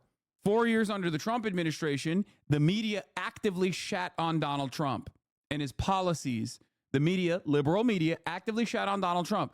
The Democrats actively shat on Donald Trump and his fucking policies on immigration. Okay? Genuinely, they just never stopped. And it was understandable. It was understandable that they never stopped. You want to know why they never stopped? Because it was fucking ridiculous. That's the whole point about creating phantasms and scapegoating immigrants or other groups that from the top down inflicted economic problems. If not immigrants, it'll be something else anyways. It's how to maintain the status quo. Democracy functions through fear and rhetoric. Yes, it's true. Hold on. I know that there's a naysayer in here somewhere who routinely chirps at me from a liberal point of view, and I want to hear it. They're scared of a challenge. Politicians can change public perception. She hasn't one mentioned mass deportations here as far as I know. Yes, that's the other side, okay? The other side of this equation is like, if you want to fucking talk about it, you should at the very least talk about how terrifying Donald Trump's insanely racist policies are. But they're scared because they see the same Pew Center research that we see where it says 60% of Americans want mass deportation. So they're too terrified to even make Americans understand what mass deportation looks like. They're too scared. They're scared that they're going to fucking talk about the deportations and promote Donald Trump this way. Okay? Because they're fucking pussies. They're fucking cowards. It's the same principle behind the fact that they did not protect abortion rights for years and years and years, and they took it for fucking granted.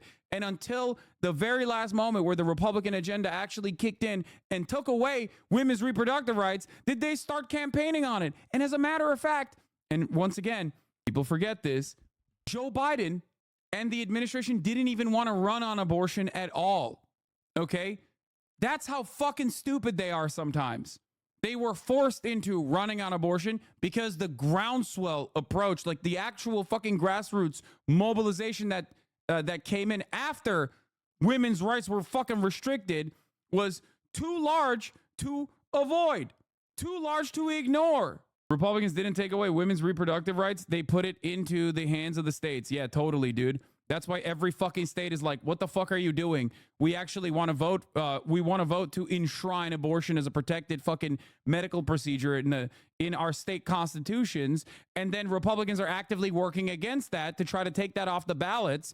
Or sometimes, like in the case of Kentucky, even if they do vote overwhelmingly to protect abortion, they end up going and saying, fuck that. We're still going to criminalize it anyway. Shut the fuck up. Shut your bitch ass up. Even in goddamn Missouri, 54% of Missourians currently are in favor of protecting abortion rights. In fucking Missouri.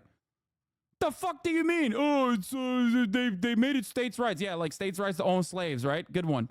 Ridiculous. There's not a single goddamn state in this nation where people are like, no, actually, we should criminalize abortion. It doesn't exist. It's not a real thing. Okay? That's why it was considered a super precedent by the 3 fucking Trump Supreme Court appointees that literally lied to the American public, lied to the fucking Senate, lied to every single person who said, of course we're not going to overturn Roe v. Wade. It's a super precedent. Everybody loves it. 75% of Americans consistently say, of course they should keep Roe v. Wade as the law of the land, making sure that there is a fucking lower limit to what kind of restrictions states can implement. Ridiculous. Democrats run scared. They don't ever actually protect their fucking civil liberties. And then Republicans take that shit away because they fight tooth and nail, because they do ideologically have investments in their projects, even if they are going to incur even if they're going to incur the wrath of the American public, they still do it because they don't care. They want to fucking control. They want to literally do this. They want to do this because they're zealots. Okay? And it's crazy. Democrats then turn around and go, oh, see, this is a great gift for us to be able to run on now. It blows my goddamn mind. And we're doing that on immigration. If Donald Trump ends up winning and he starts trying to fucking do concentration camps at the goddamn border, Americans are going to be screaming bloody murder once again, just like they did when Donald Trump was president and he was doing child separation as a deterrence policy.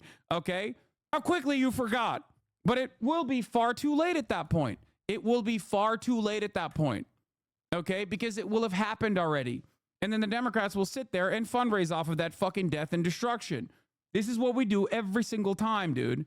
It's what we do every single election cycle. It's the same song and dance over and over again. Would have allowed us to increase seizures of fentanyl. Ask any community in America that has been devastated by fentanyl what passing that bill would have done to address their concern and a pain that they. So what audience do you think Kamala thinks she's reaching by doing what Trump's doing with abortion, but with the wall and other Republican sentiments? Genuine question. I think it's idiotic. She's not going to win a single fucking anti-migrant voter. All she's doing is priming her base, the base of the Democratic Party, into having anti-migrant sentiment. That's it. You do not win a single fucking voter on this issue. Okay? All you are doing is actually, in the long term, one, bouldering towards fascism, okay? And making it more permissible to have this kind of insanely right-wing slant on immigration, even if it is at odds with American economic policy, even if it is at odds with, like, obviously any kind of, like, humanitarian opinion you might have about migrants that are coming over the fucking border. But beyond that, all you're doing is priming your base to be right-wing on immigration. That's all you've done. That's all you've fucking done. So you would push that legislation again. I just want to Not ask only about push it, I will make sure that it comes to my desk and I would sign it. just one other question about Like, literally, I will melt migrants myself, personally. I'll kill a fucking Guatemalan myself, okay?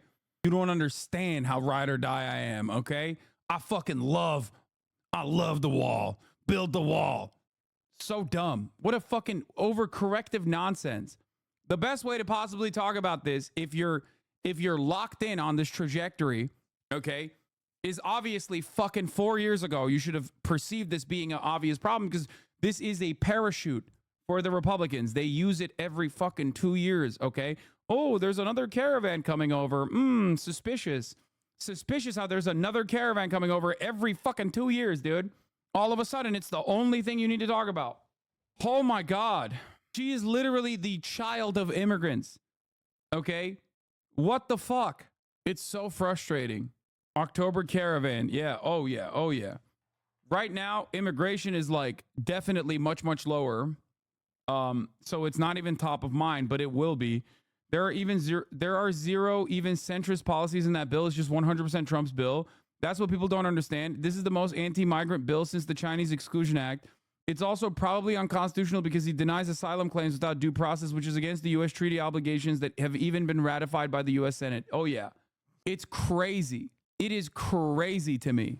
Like, I cannot imagine how the Democrats thought that this was a solid thing to do and how they're still running on it. But let's say you're still running on it, okay? Let's say you just can't do anything, okay? Let's say you can't do anything about it. You're too locked in. Never talk about it, okay?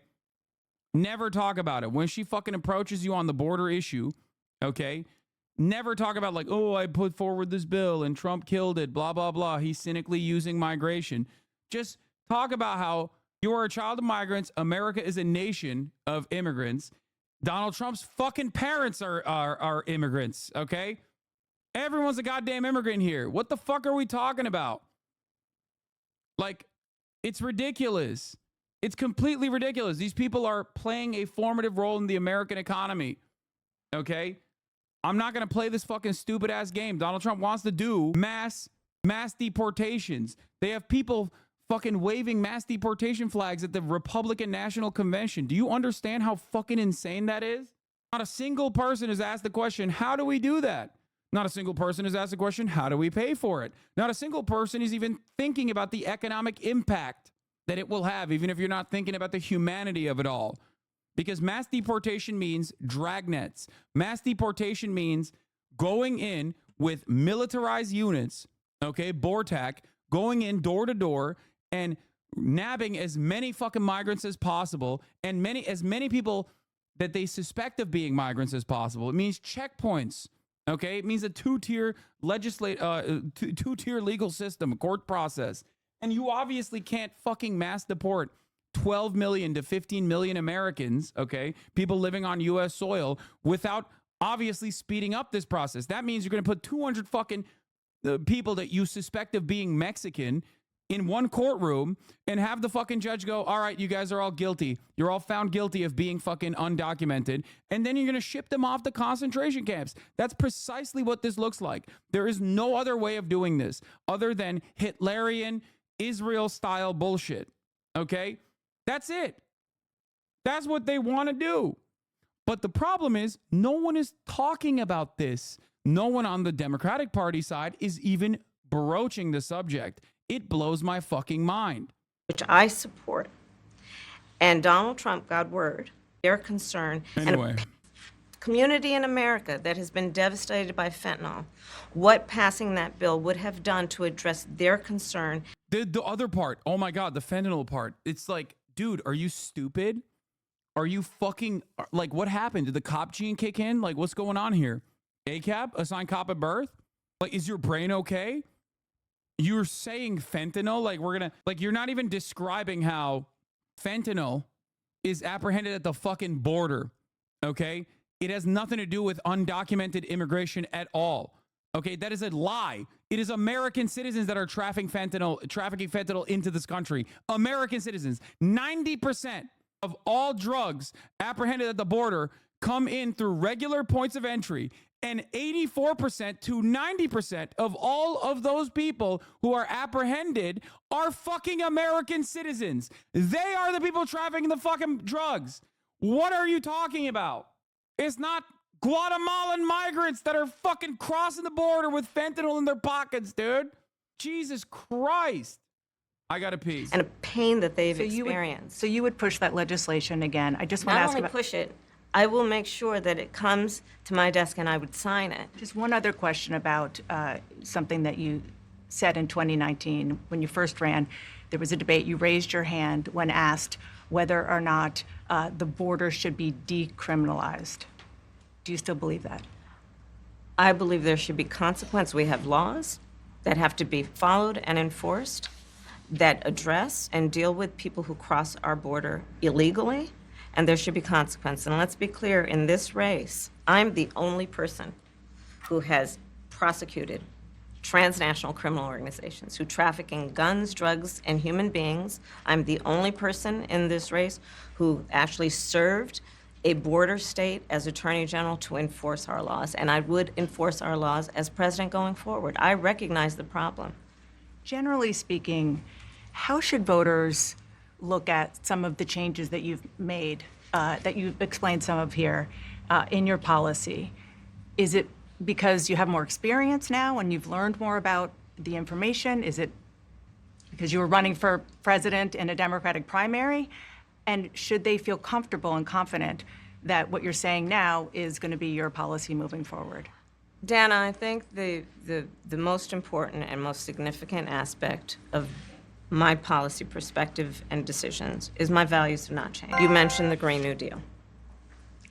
I have always believed, and I have worked on it, that the climate crisis is real, that it is an urgent matter to which we should apply metrics that include holding ourselves to deadlines around time. We did that with the Inflation Reduction Act. We have set goals for the United States of America and by extension the globe around when we should meet certain standards for reduction of greenhouse gas emissions, as an example. That value has not changed. My value around what we need to do to secure our border, that value has not changed. I spent 2 terms as the Attorney General of California prosecuting transnational criminal organizations, violations of American laws regarding the illegal passage. It's crazy how far right we've moved on communicating on this issue. Okay? Like, I cannot begin to explain how terrifying a prospect this is.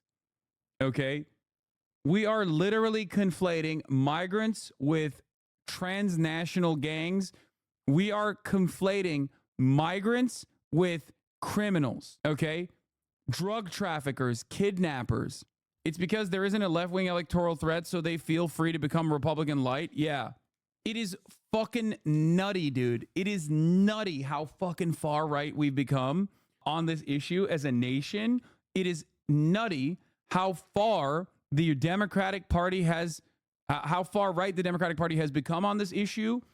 And it is especially frustrating because it is completely born out of Republican panic and steady messaging on the issue. It is not a real thing. I feel like I'm losing my mind. I will never sway away from this point. I don't care. It is fucking ridiculous. And a party that demonstrates their capability of shifting on this issue in a matter of 4 fucking years while they're in power will concede and capitulate the right-wing framing on every issue. Okay? That means trans people. That means black people. That means police brutality, which they've already done. Okay? It is crazy. It's crazy. Oh, what's your overall opinion on immigrants crossing the border illegally? Genuine question. They would never do that if the process of coming in legally was easier, and it should be easier. The process of documentation and processing should be made easier. That's the fucking only answer to this. Okay? They are not of one mind. They are not a monolithic force. They are not crossing the border to do harm to Americans. They are looking for the same exact things that you're looking for, okay? A roof over their heads, a better future for themselves and their children. Okay? Yes, as Gaben once said, piracy is a service problem. Okay? As the great hero Gaben once famously said, piracy is a service problem. Okay? Illegal immigration is simply a matter of processing. That's it. Remember when you and I were arguing for Bernie in 2020 and liberals were like, the public option is more realistic, trust us? Now they won't even talk about healthcare at all, as it is more unaffordable than ever. Exactly, because they never wanted to fucking fight for it anyway, as we correctly called out. As it stands currently, immigrant labor or undocumented migrant labor is used as a depressive force on the existing documented labor force in this country. The solution to that is not to like do Hitlerian style concentration camps and mass deportation of people suspected of being an undocumented migrant and all of the undocumented migrants. The solution to that is to process them, document them, and allow them to participate in the labor force with the same exact rights that the documented U.S. labor force has, and allow them to unionize as well. That's it. That's how you do it. Passage of guns, drugs, and human beings across our border. My values have not changed. So that is the reality of it. And 4 years of being vice president, I'll tell you, one of the aspects to your point is traveling the country extensively. I mean, I'm here in Georgia. I think somebody told me 17 times since I've been vice president in Georgia alone. I believe it is important to build consensus. And it is important to find a common place of understanding of where we can actually solve problems. On that note, you had a lot of Republican speakers at the convention. Will you appoint a Republican to your cabinet? Yes, I would. Anyone in mind? Yes, I would. No one in particular in mind. We got 68. Like people heard this and were like, oh, dude, you're silly. Like it plays well to the moderate, blah, blah, blah. And it's like, no room for capitulating. Okay. The Republicans actively polarize the country against the Democrats, and then the Democrats run towards the Republicans. Okay? I don't understand why they do this. You are running against a Republican. You are a fucking Democrat. Shut the fuck up. Why? Why are you saying this? It doesn't make any fucking sense, dude. Like people are like, oh, it'll be a bullshit position. Oh, it's great. It plays well to the moderates or whatever. It's like, dude, what are you talking about? You're a goddamn Democrat. Stop making excuses for the fucking psychotic Republican Party. What the fuck's wrong with you? Fuck that. So no bipartisanship? What are you talking about, dude? Live in the real world. There is no bipartisanship. It's just bipartisanship is a code word for Republican agenda being passed by Democrats. She literally just brought up a bipartisan bill that has nothing in it for Democrats. Nothing. It was written by some of the most conservative Republicans in Congress. Okay? What is that? Where's the bipartisanship?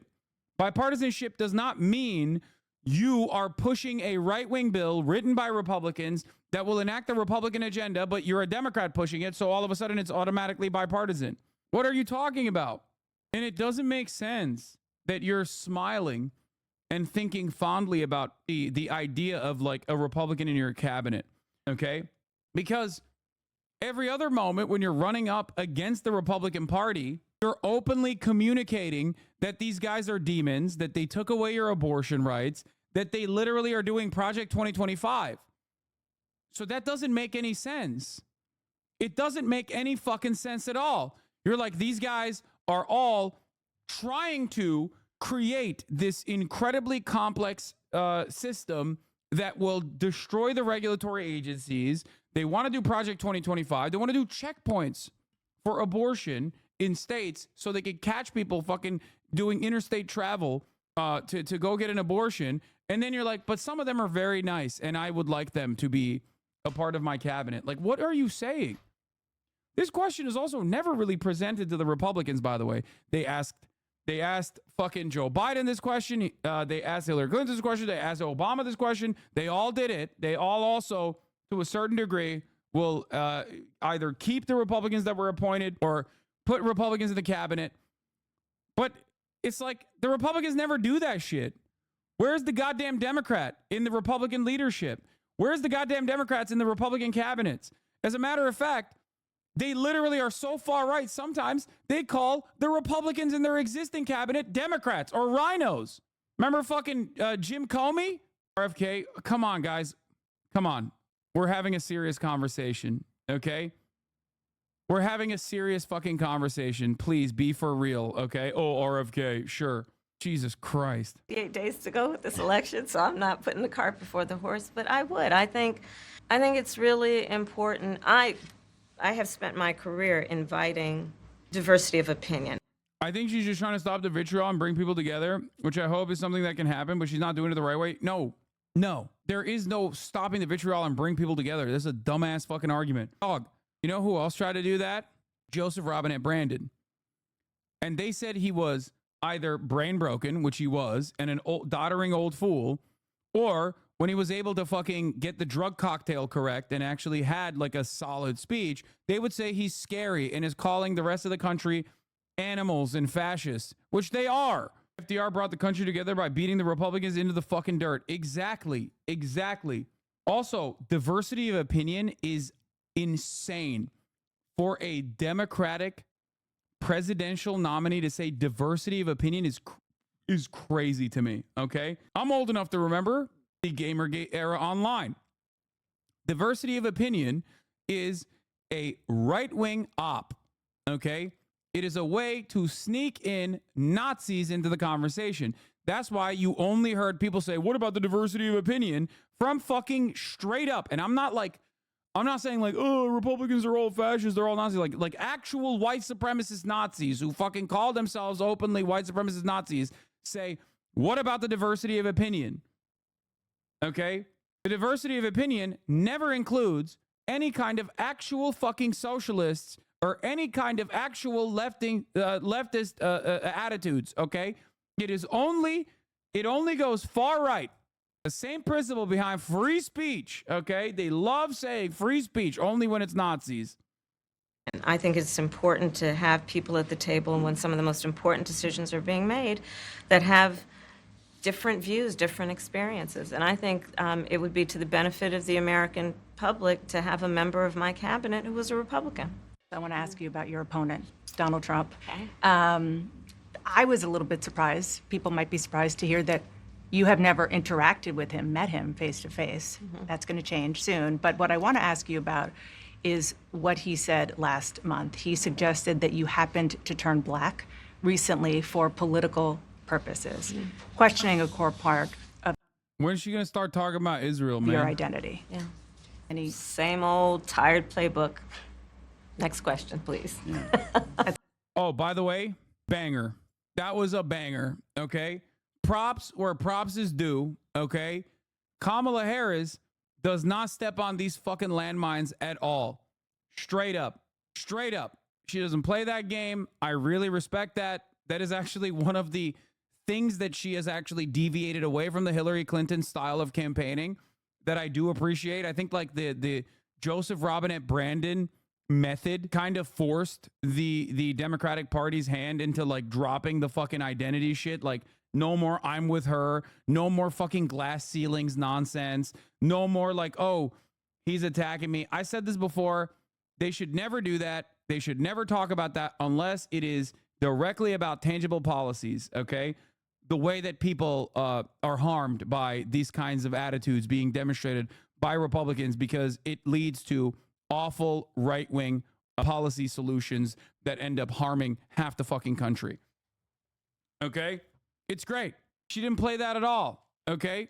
Whoa, Hasanabi actually said something good about that. Wait, first of all, I recognize that she stood on business in terms of like her defense of the previous administration's accomplishments, like the IRA.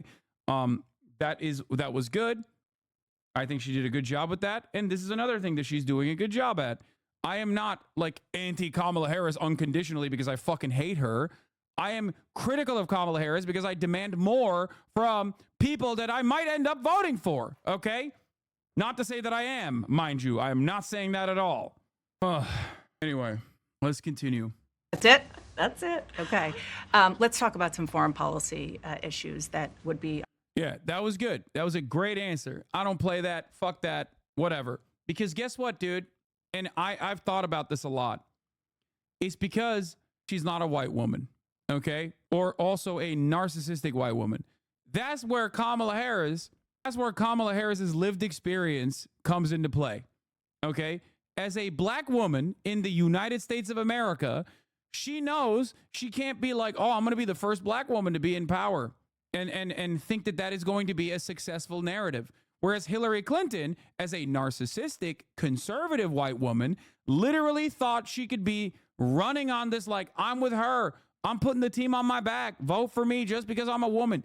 You can't fucking do that, okay? People need to first believe that you are going to do good things for them, and then they'll be excited for you. They're not just going to be excited for you because you're a woman, okay? Just like exactly, I was about to say this, Obama didn't run on being a black man either, okay? That's the difference. That's the difference. The reason why she's not doing the identity politics game in the way that Hillary Clinton did is because she's a black woman, okay? And she knows as a black woman that you can't fucking do that and like have people go, oh, hell yeah, I'm so stoked. She's already a black woman. She's wearing it on her face. Everybody knows her identity. You don't have to fucking constantly recycle it, okay? She knows. That's it. I like Hillary. Hillary has nothing to do with this. Hillary has everything to do with this. What are you talking about? She's not black, Lamau. She's Indian. Yeah, you're right, dude. Yeah. You can't be black and Indian. Like, you can't be born to a black father and an Indian mother. It's just not allowed. I'm also anti-miscegenation. Also, it's a really good answer because it completely deflates a Trump attack point. What are they going to do? Press the issue? It's the same issue that makes them look super unpopular. It literally just leaves a strain on our campaign. Exactly. That was actually one of the highest marks I give Kamala Harris in terms of like dealing with that. And I do give him props for never even broaching the subject matter. Okay? On your plate if you become commander-in-chief. President Biden has tried unsuccessfully to end the war between Israel and Hamas in Gaza. He's been doing it for months and months, along with you. Would you do anything differently? For example, would you withhold some U.S. weapons shipments to Israel? That's what a lot of people on the progressive left want you to do. Is it a lot of people on the progressive left? Because last time I checked, all polling shows that it's not just people on the progressive left. It is literally the entirety of the Democratic Party's base of support. Okay? 80% of Democrats want to push for a ceasefire and do so by denying weapons transfers. Okay? There is a majority of moderates who want the same thing. Okay? The idea that this is a progressive left issue from Dana Fash is ridiculous. Is ridiculous fucking framing. Okay? Ridiculous framing.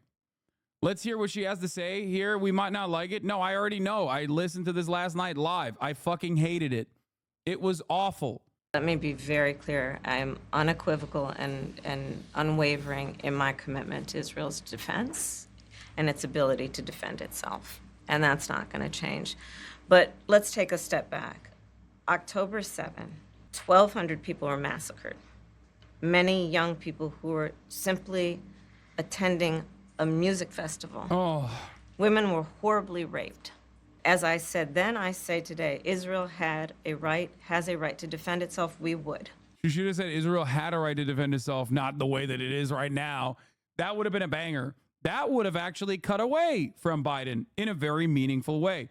If she said Israel had a right to defend itself on October 7, which it fucking completely gave up on by, you know, unleashing new layers of hell upon Palestinian children, again, door knocking, okay? I'm out there. I'm out there, baby. And there's still plenty of shit that I disagree with her on. Anyway, let's continue. And how it does so matters. Far too many innocent Palestinians have been killed. And we have got to get a... What? As an anti-Zionist Israeli-born Jew, I don't think your take on Kamala's Israel views is fair since it ignores that over 60% of Israeli chatter still have to see the top of the hour ad break. That's really fucked up. That's fucked up. That is... Why are chatters giving alley-oops to other chatters?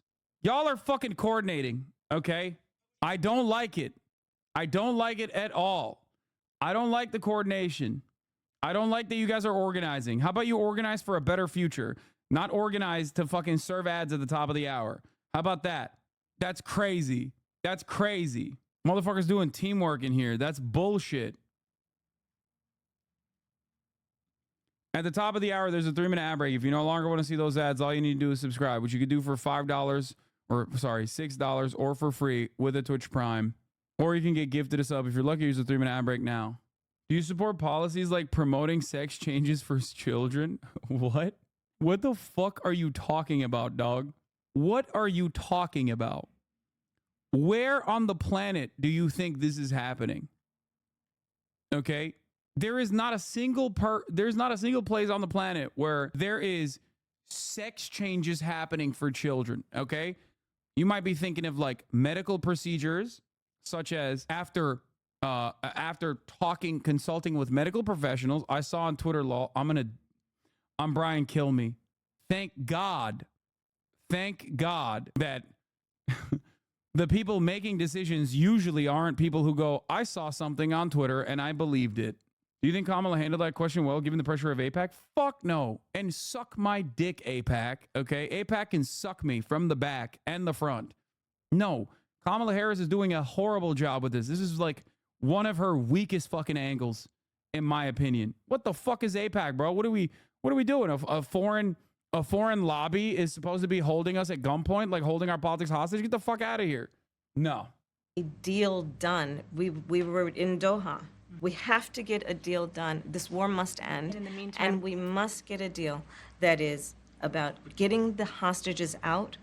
I've met with the families of the American hostages. Let's get the hostages out. Let's get the ceasefire done. but no change in policy in terms of arms and so forth. No, we have to get a deal done. Now, of course, Dana is not going to fucking press the issue further because she got what she wanted. Okay? She got what she wanted. Ironic, however, because this is the worst possible way to answer this question. Okay? Time is running out in terms of forcing Israel to come to terms with the ceasefire deal that has been in place for months at this point. Time is also running out in terms of Kamala Harris separating herself from this losing issue. Okay?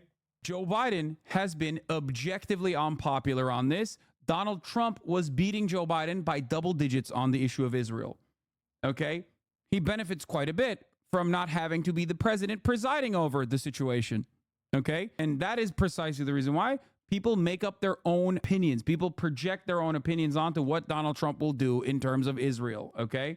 This does not mean that people are like excited at the prospect of like increasing the pressure valve of increasing the pressure of genocide on the Palestinian population. There are plenty of Republicans who do want that, but by and large, there are plenty of people who literally look to what Biden is doing and see that it is unconscionable and think maybe Trump will be different. They are daring to dream. Okay, they're wrong, but that's not how people fucking operate. Okay? This is not how they make this political calculation. Seeing all of that and seeing the polling that shows that people do want this to end consistently for the past 6-7 months at this point, Kamala Harris has to break away from the Biden administration. Okay? She has to. Now, I know this is not top of mind for a lot of Americans. Okay? It's not. Certainly. A lot of Americans care more about the economy than they do about Israel, Palestine. Okay? But there are plenty of people who do care about it. Okay? And every time she goes on the record in public, whether it be a campaign stop or whether it be this interview, every single time she fucking comes out and runs towards Joseph Robinette Brandon and his failure to deal with this fucking genocide, she ends up losing more support on this issue while simultaneously reminding everybody that it's still ongoing and that she's riding with Biden on it. Nah? Oh, okay. Why even ask this after DNC speech? Does she think Kamala all of a sudden is going to shift to Hamas' strongest soldier? They're asking this because this is a very valid ask. Okay? New morning consult, Bloomberg News poll, Wisconsin +9, Pennsylvania, Harris up by 3 points, Nevada, Harris up by 4, 50%, Georgia, Harris up by 3, Michigan, Harris 49 to Trump's 47%, up by 2. Okay? This is a good ass poll, by the way. This is the first time she's been pressed on the arms embargo directly, I think. Exactly. All of this, with the exception of Wisconsin, is in a margin of error, within a margin of error. Okay?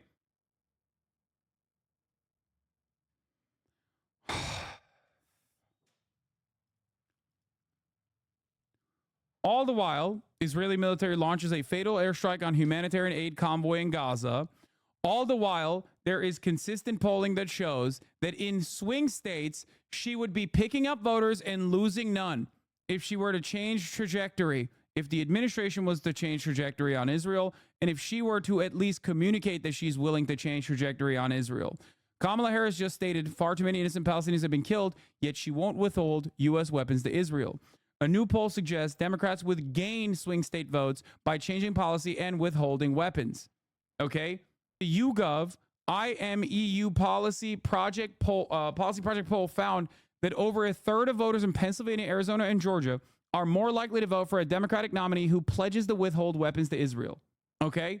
A significant share of Democrats and independent voters in pivotal swing states, Pennsylvania, Georgia, Arizona, are more likely to vote for the Democratic presidential nominee if said nominee pledges support for an arms embargo to Israel and if President Joe Biden secures a permanent ceasefire in Gaza.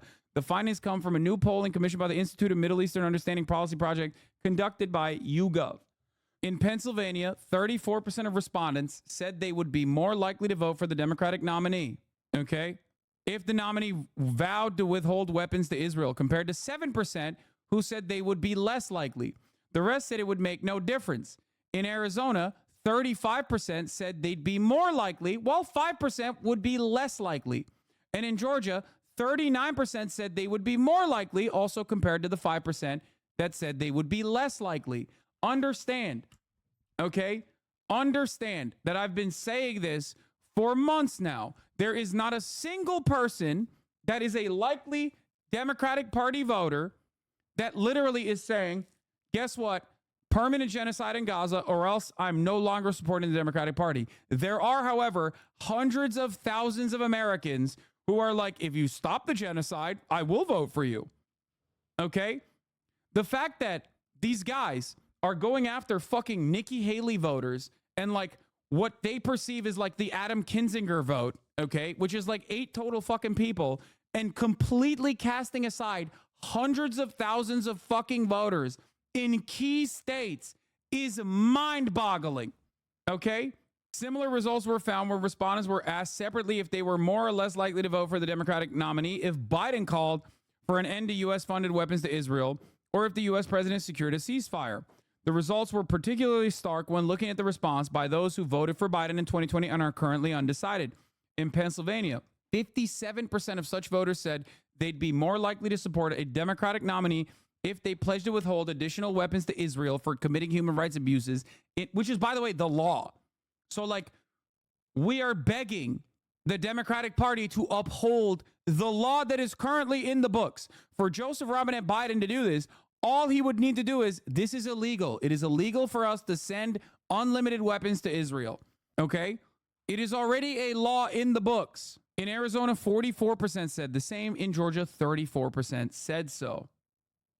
Okay? They are running this election on tiny margins for no fucking reason. Okay? Specifically to deny the Democratic interest. Okay? Specifically to deny the Democratic interest. Understand this. It makes no fucking sense. This doesn't mean that like all of these respondents are not going to vote for the Democratic Party. But why cast aside all of the people who are saying they won't, but they will if this happens? Especially when it is an objectively popular sentiment. This polling clearly shows that if Democrats want Vice President Harris to be the strongest nominee possible going into November, then they should be demanding that President Biden stop the flow of weapons to Israel and secure permanent ceasefire immediately. Not only are these policies popular, but they actually move voters from the undecided or not voting column into the Democrats column for states Democrats will need to win. Harris leads Trump in Pennsylvania by 2.1%, Arizona by 0.7%, and Georgia by 0.1%, according to the data-driven news site 538's polling averages as of August 14th. There are still many questions about Harris's campaign stance on Israel's war in Gaza. She served alongside, well, there aren't. She keeps repeating that, no, she's riding with Biden on this. It's crazy. I think it's also telling that she specifies a number of Israelis, 1,200, which isn't even the civilian toll specifically, but only says far too many Palestinians, implying there's a number that's just right, and or not pointing out that the true number is literally orders of magnitude higher than 10.7. Yes. If a pollster asks, do you think the U.S. should force a ceasefire by any means necessary in Gaza, the result will be like 90% approval, 100%. Absolutely. Abso-fucking-lutely. Last week, organizers of the Uncommitted Movement said they requested a meeting with Harris to further discuss their demands of an arms embargo and permanent ceasefire. Harris's national security advisor later clarified that Harris does not support an arms embargo on Israel. Overall, Democrats and independents in 3 states examined the exhibited poll have strong support for a permanent ceasefire and disapproval of unconditional aid to Israel. At least 80% of respondents in each state supported the ceasefire, while more than 60% disapproved of the unconditional military aid to Israel. Roughly a quarter of the respondents in all states said violence in Gaza and candidates' position on it is important to them and will likely sway how they vote. U.S. approves new arms sales in the wake of all of this, of course, and is only going, and Kamala Harris is not even remotely interested in separating herself from this. It is an unimaginable L, okay? Especially because, on the simplest terms, if there was any issue that Biden was polling this unfavorably on, okay, and she tied herself to Biden when she has a unique opportunity to separate herself from Biden, that's why she is now the presidential candidate and not Joseph Robinette Brandon, and she didn't take that opportunity, you'd be fucking screaming bloody murder.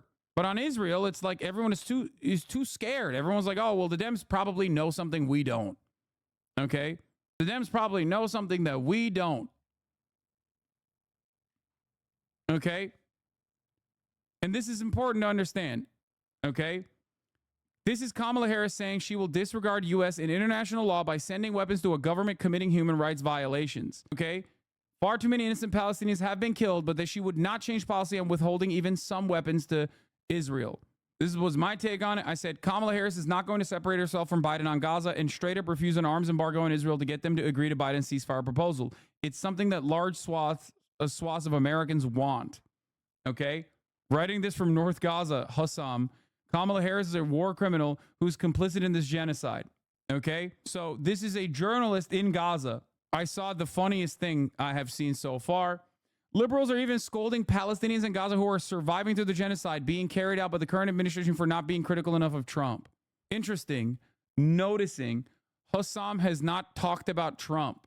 Many of us predicted that liberals would continue to use Trump as their performative moral litmus test for years after his first inauguration, such that a decade later, we're still hearing, do you really want Trump to win? After seeing the current admin carry out a Holocaust, liberals either still don't understand or are pretending that our problem does not lie with the candidate, but with the entire U.S. electoral system and the permanent power structures overseeing it. We don't give a fuck who the next better candidate is. We've seen and heard it all before. I know it was in my replies. I know. This man, who is literally in North Gaza, as a journalist, currently documenting to the best of his ability the ongoing genocide of his people, says Kamala Harris is a war criminal who's complicit in this genocide. And the response is, oh, well, I guess you want Trump to win, sweetie. Like, how fucking, like, this is just the worst. This is no longer poor taste. This is just like, you're a fucking animal. I know he was in my replies. I know. For all the libs doing lesser evil arguments, just know that your continued capitulation will result in the Dems eventually adopting the anti-groomer, anti-LGBT rhetoric in a few short years to appeal to the moderate voter. Mark my words. Exactly. Immigration was one of the most important fucking subjects in the 2020 election. And the Democrats did a full 180 off of that. What makes you think trans people who represent an even smaller percentage of the voter eligible population will not be on the chopping block? It's just simply a talking point. I think the guy, go get the door. Okay. The pro ceasefire and Gaza voter blog is bigger than RFK Jr.'s spoiler base. Oh my fucking God. It's like when that lib tweeted to that mass shooting victim in 2022 to register to vote. Yeah, exactly. It's so crazy. Even more importantly, Hassan, how does America's foreign policy with Israel affect you personally? As an American living in the United States, your day-to-day, most Americans are not Palestinians or Israelis, FYI. What a great question. Let me tell you. Okay. One, on principle, I am anti-genocide. Okay. So if a country is doing it, I want to stop it. Okay. And if we are giving the country doing the genocide weapons, I find that ridiculous and unconscionable. But beyond that, if you were to, I don't know, have a soulless, bloodless fucking attitude in this situation, I also don't like that we're spending an ungodly amount of money on Israel's genocide. As an American taxpayer who pays a lot more fucking taxes than you do, Michael Datsun, I find it ridiculous that we are spending all of this fucking tax revenue on weapons so that Israel can melt babies. Okay? What a ridiculous situation. Without our unconditional loyalty and support to Israel, they would not be able to melt babies. It's that simple. The fuck? It's your way or the highway. That's not how this works. Okay, well then I'm not voting. You know what I mean? Then don't fucking chirp. If I'm that powerful individually, if I'm that powerful on my own, then listen to my fucking words. Okay? You can't also on the one hand be like, shut the fuck up, dumbass. You're worthless. And then also complain that like I have to do the right thing and immediately fucking endorse Kamala Harris. It doesn't work that way. Yeah, I'm selfish, dude. I'm selfish about fucking dead babies, you know? I think it's fucking ridiculous. Also wanted to let you know, COVID at convention, caught COVID at convention, bunch of friends testing positive, way too late. 2, my case is super duper mild though, take care of yourself. Yeah, I'm good on that front. Libs don't understand that trans people are already on the chopping block under the Biden admin. Some of their interpretations of Title IX specifically allow Republicans to get away with discrimination in sports and schools, and they've already changed the language on gender-affirming care to minors. Yeah, I saw that as well. Hi, Haitian chatter. The Biden admin went right-wing on the border. The minute Biden got into Biden 2021 or 2022 has deported Haitian immigrants, more Haitian immigrants than Trump has under his presidency. Biden has been right-wing on the border for years now, and Dems are following suit. I know. I talked about this in 2021. A chatter found out that it took me 3 months to start complaining about Biden's border policies. 3 months into the Biden administration, I was fucking ripping him on the border. There's video evidence of this. I specifically talk about how if the Democrats capitulate the right-wing framing on the issue of the border, this is going to be a major problem. The media is going to tackle the border issue from a right-wing slant, and people are going to become more reactionary on the border. Biden must not capitulate. If he does, we are going to go more far right on the issue of dealing with migrants. It is going to be devastating. 3 years later, we are there. We are now there. Damn, this guy's good.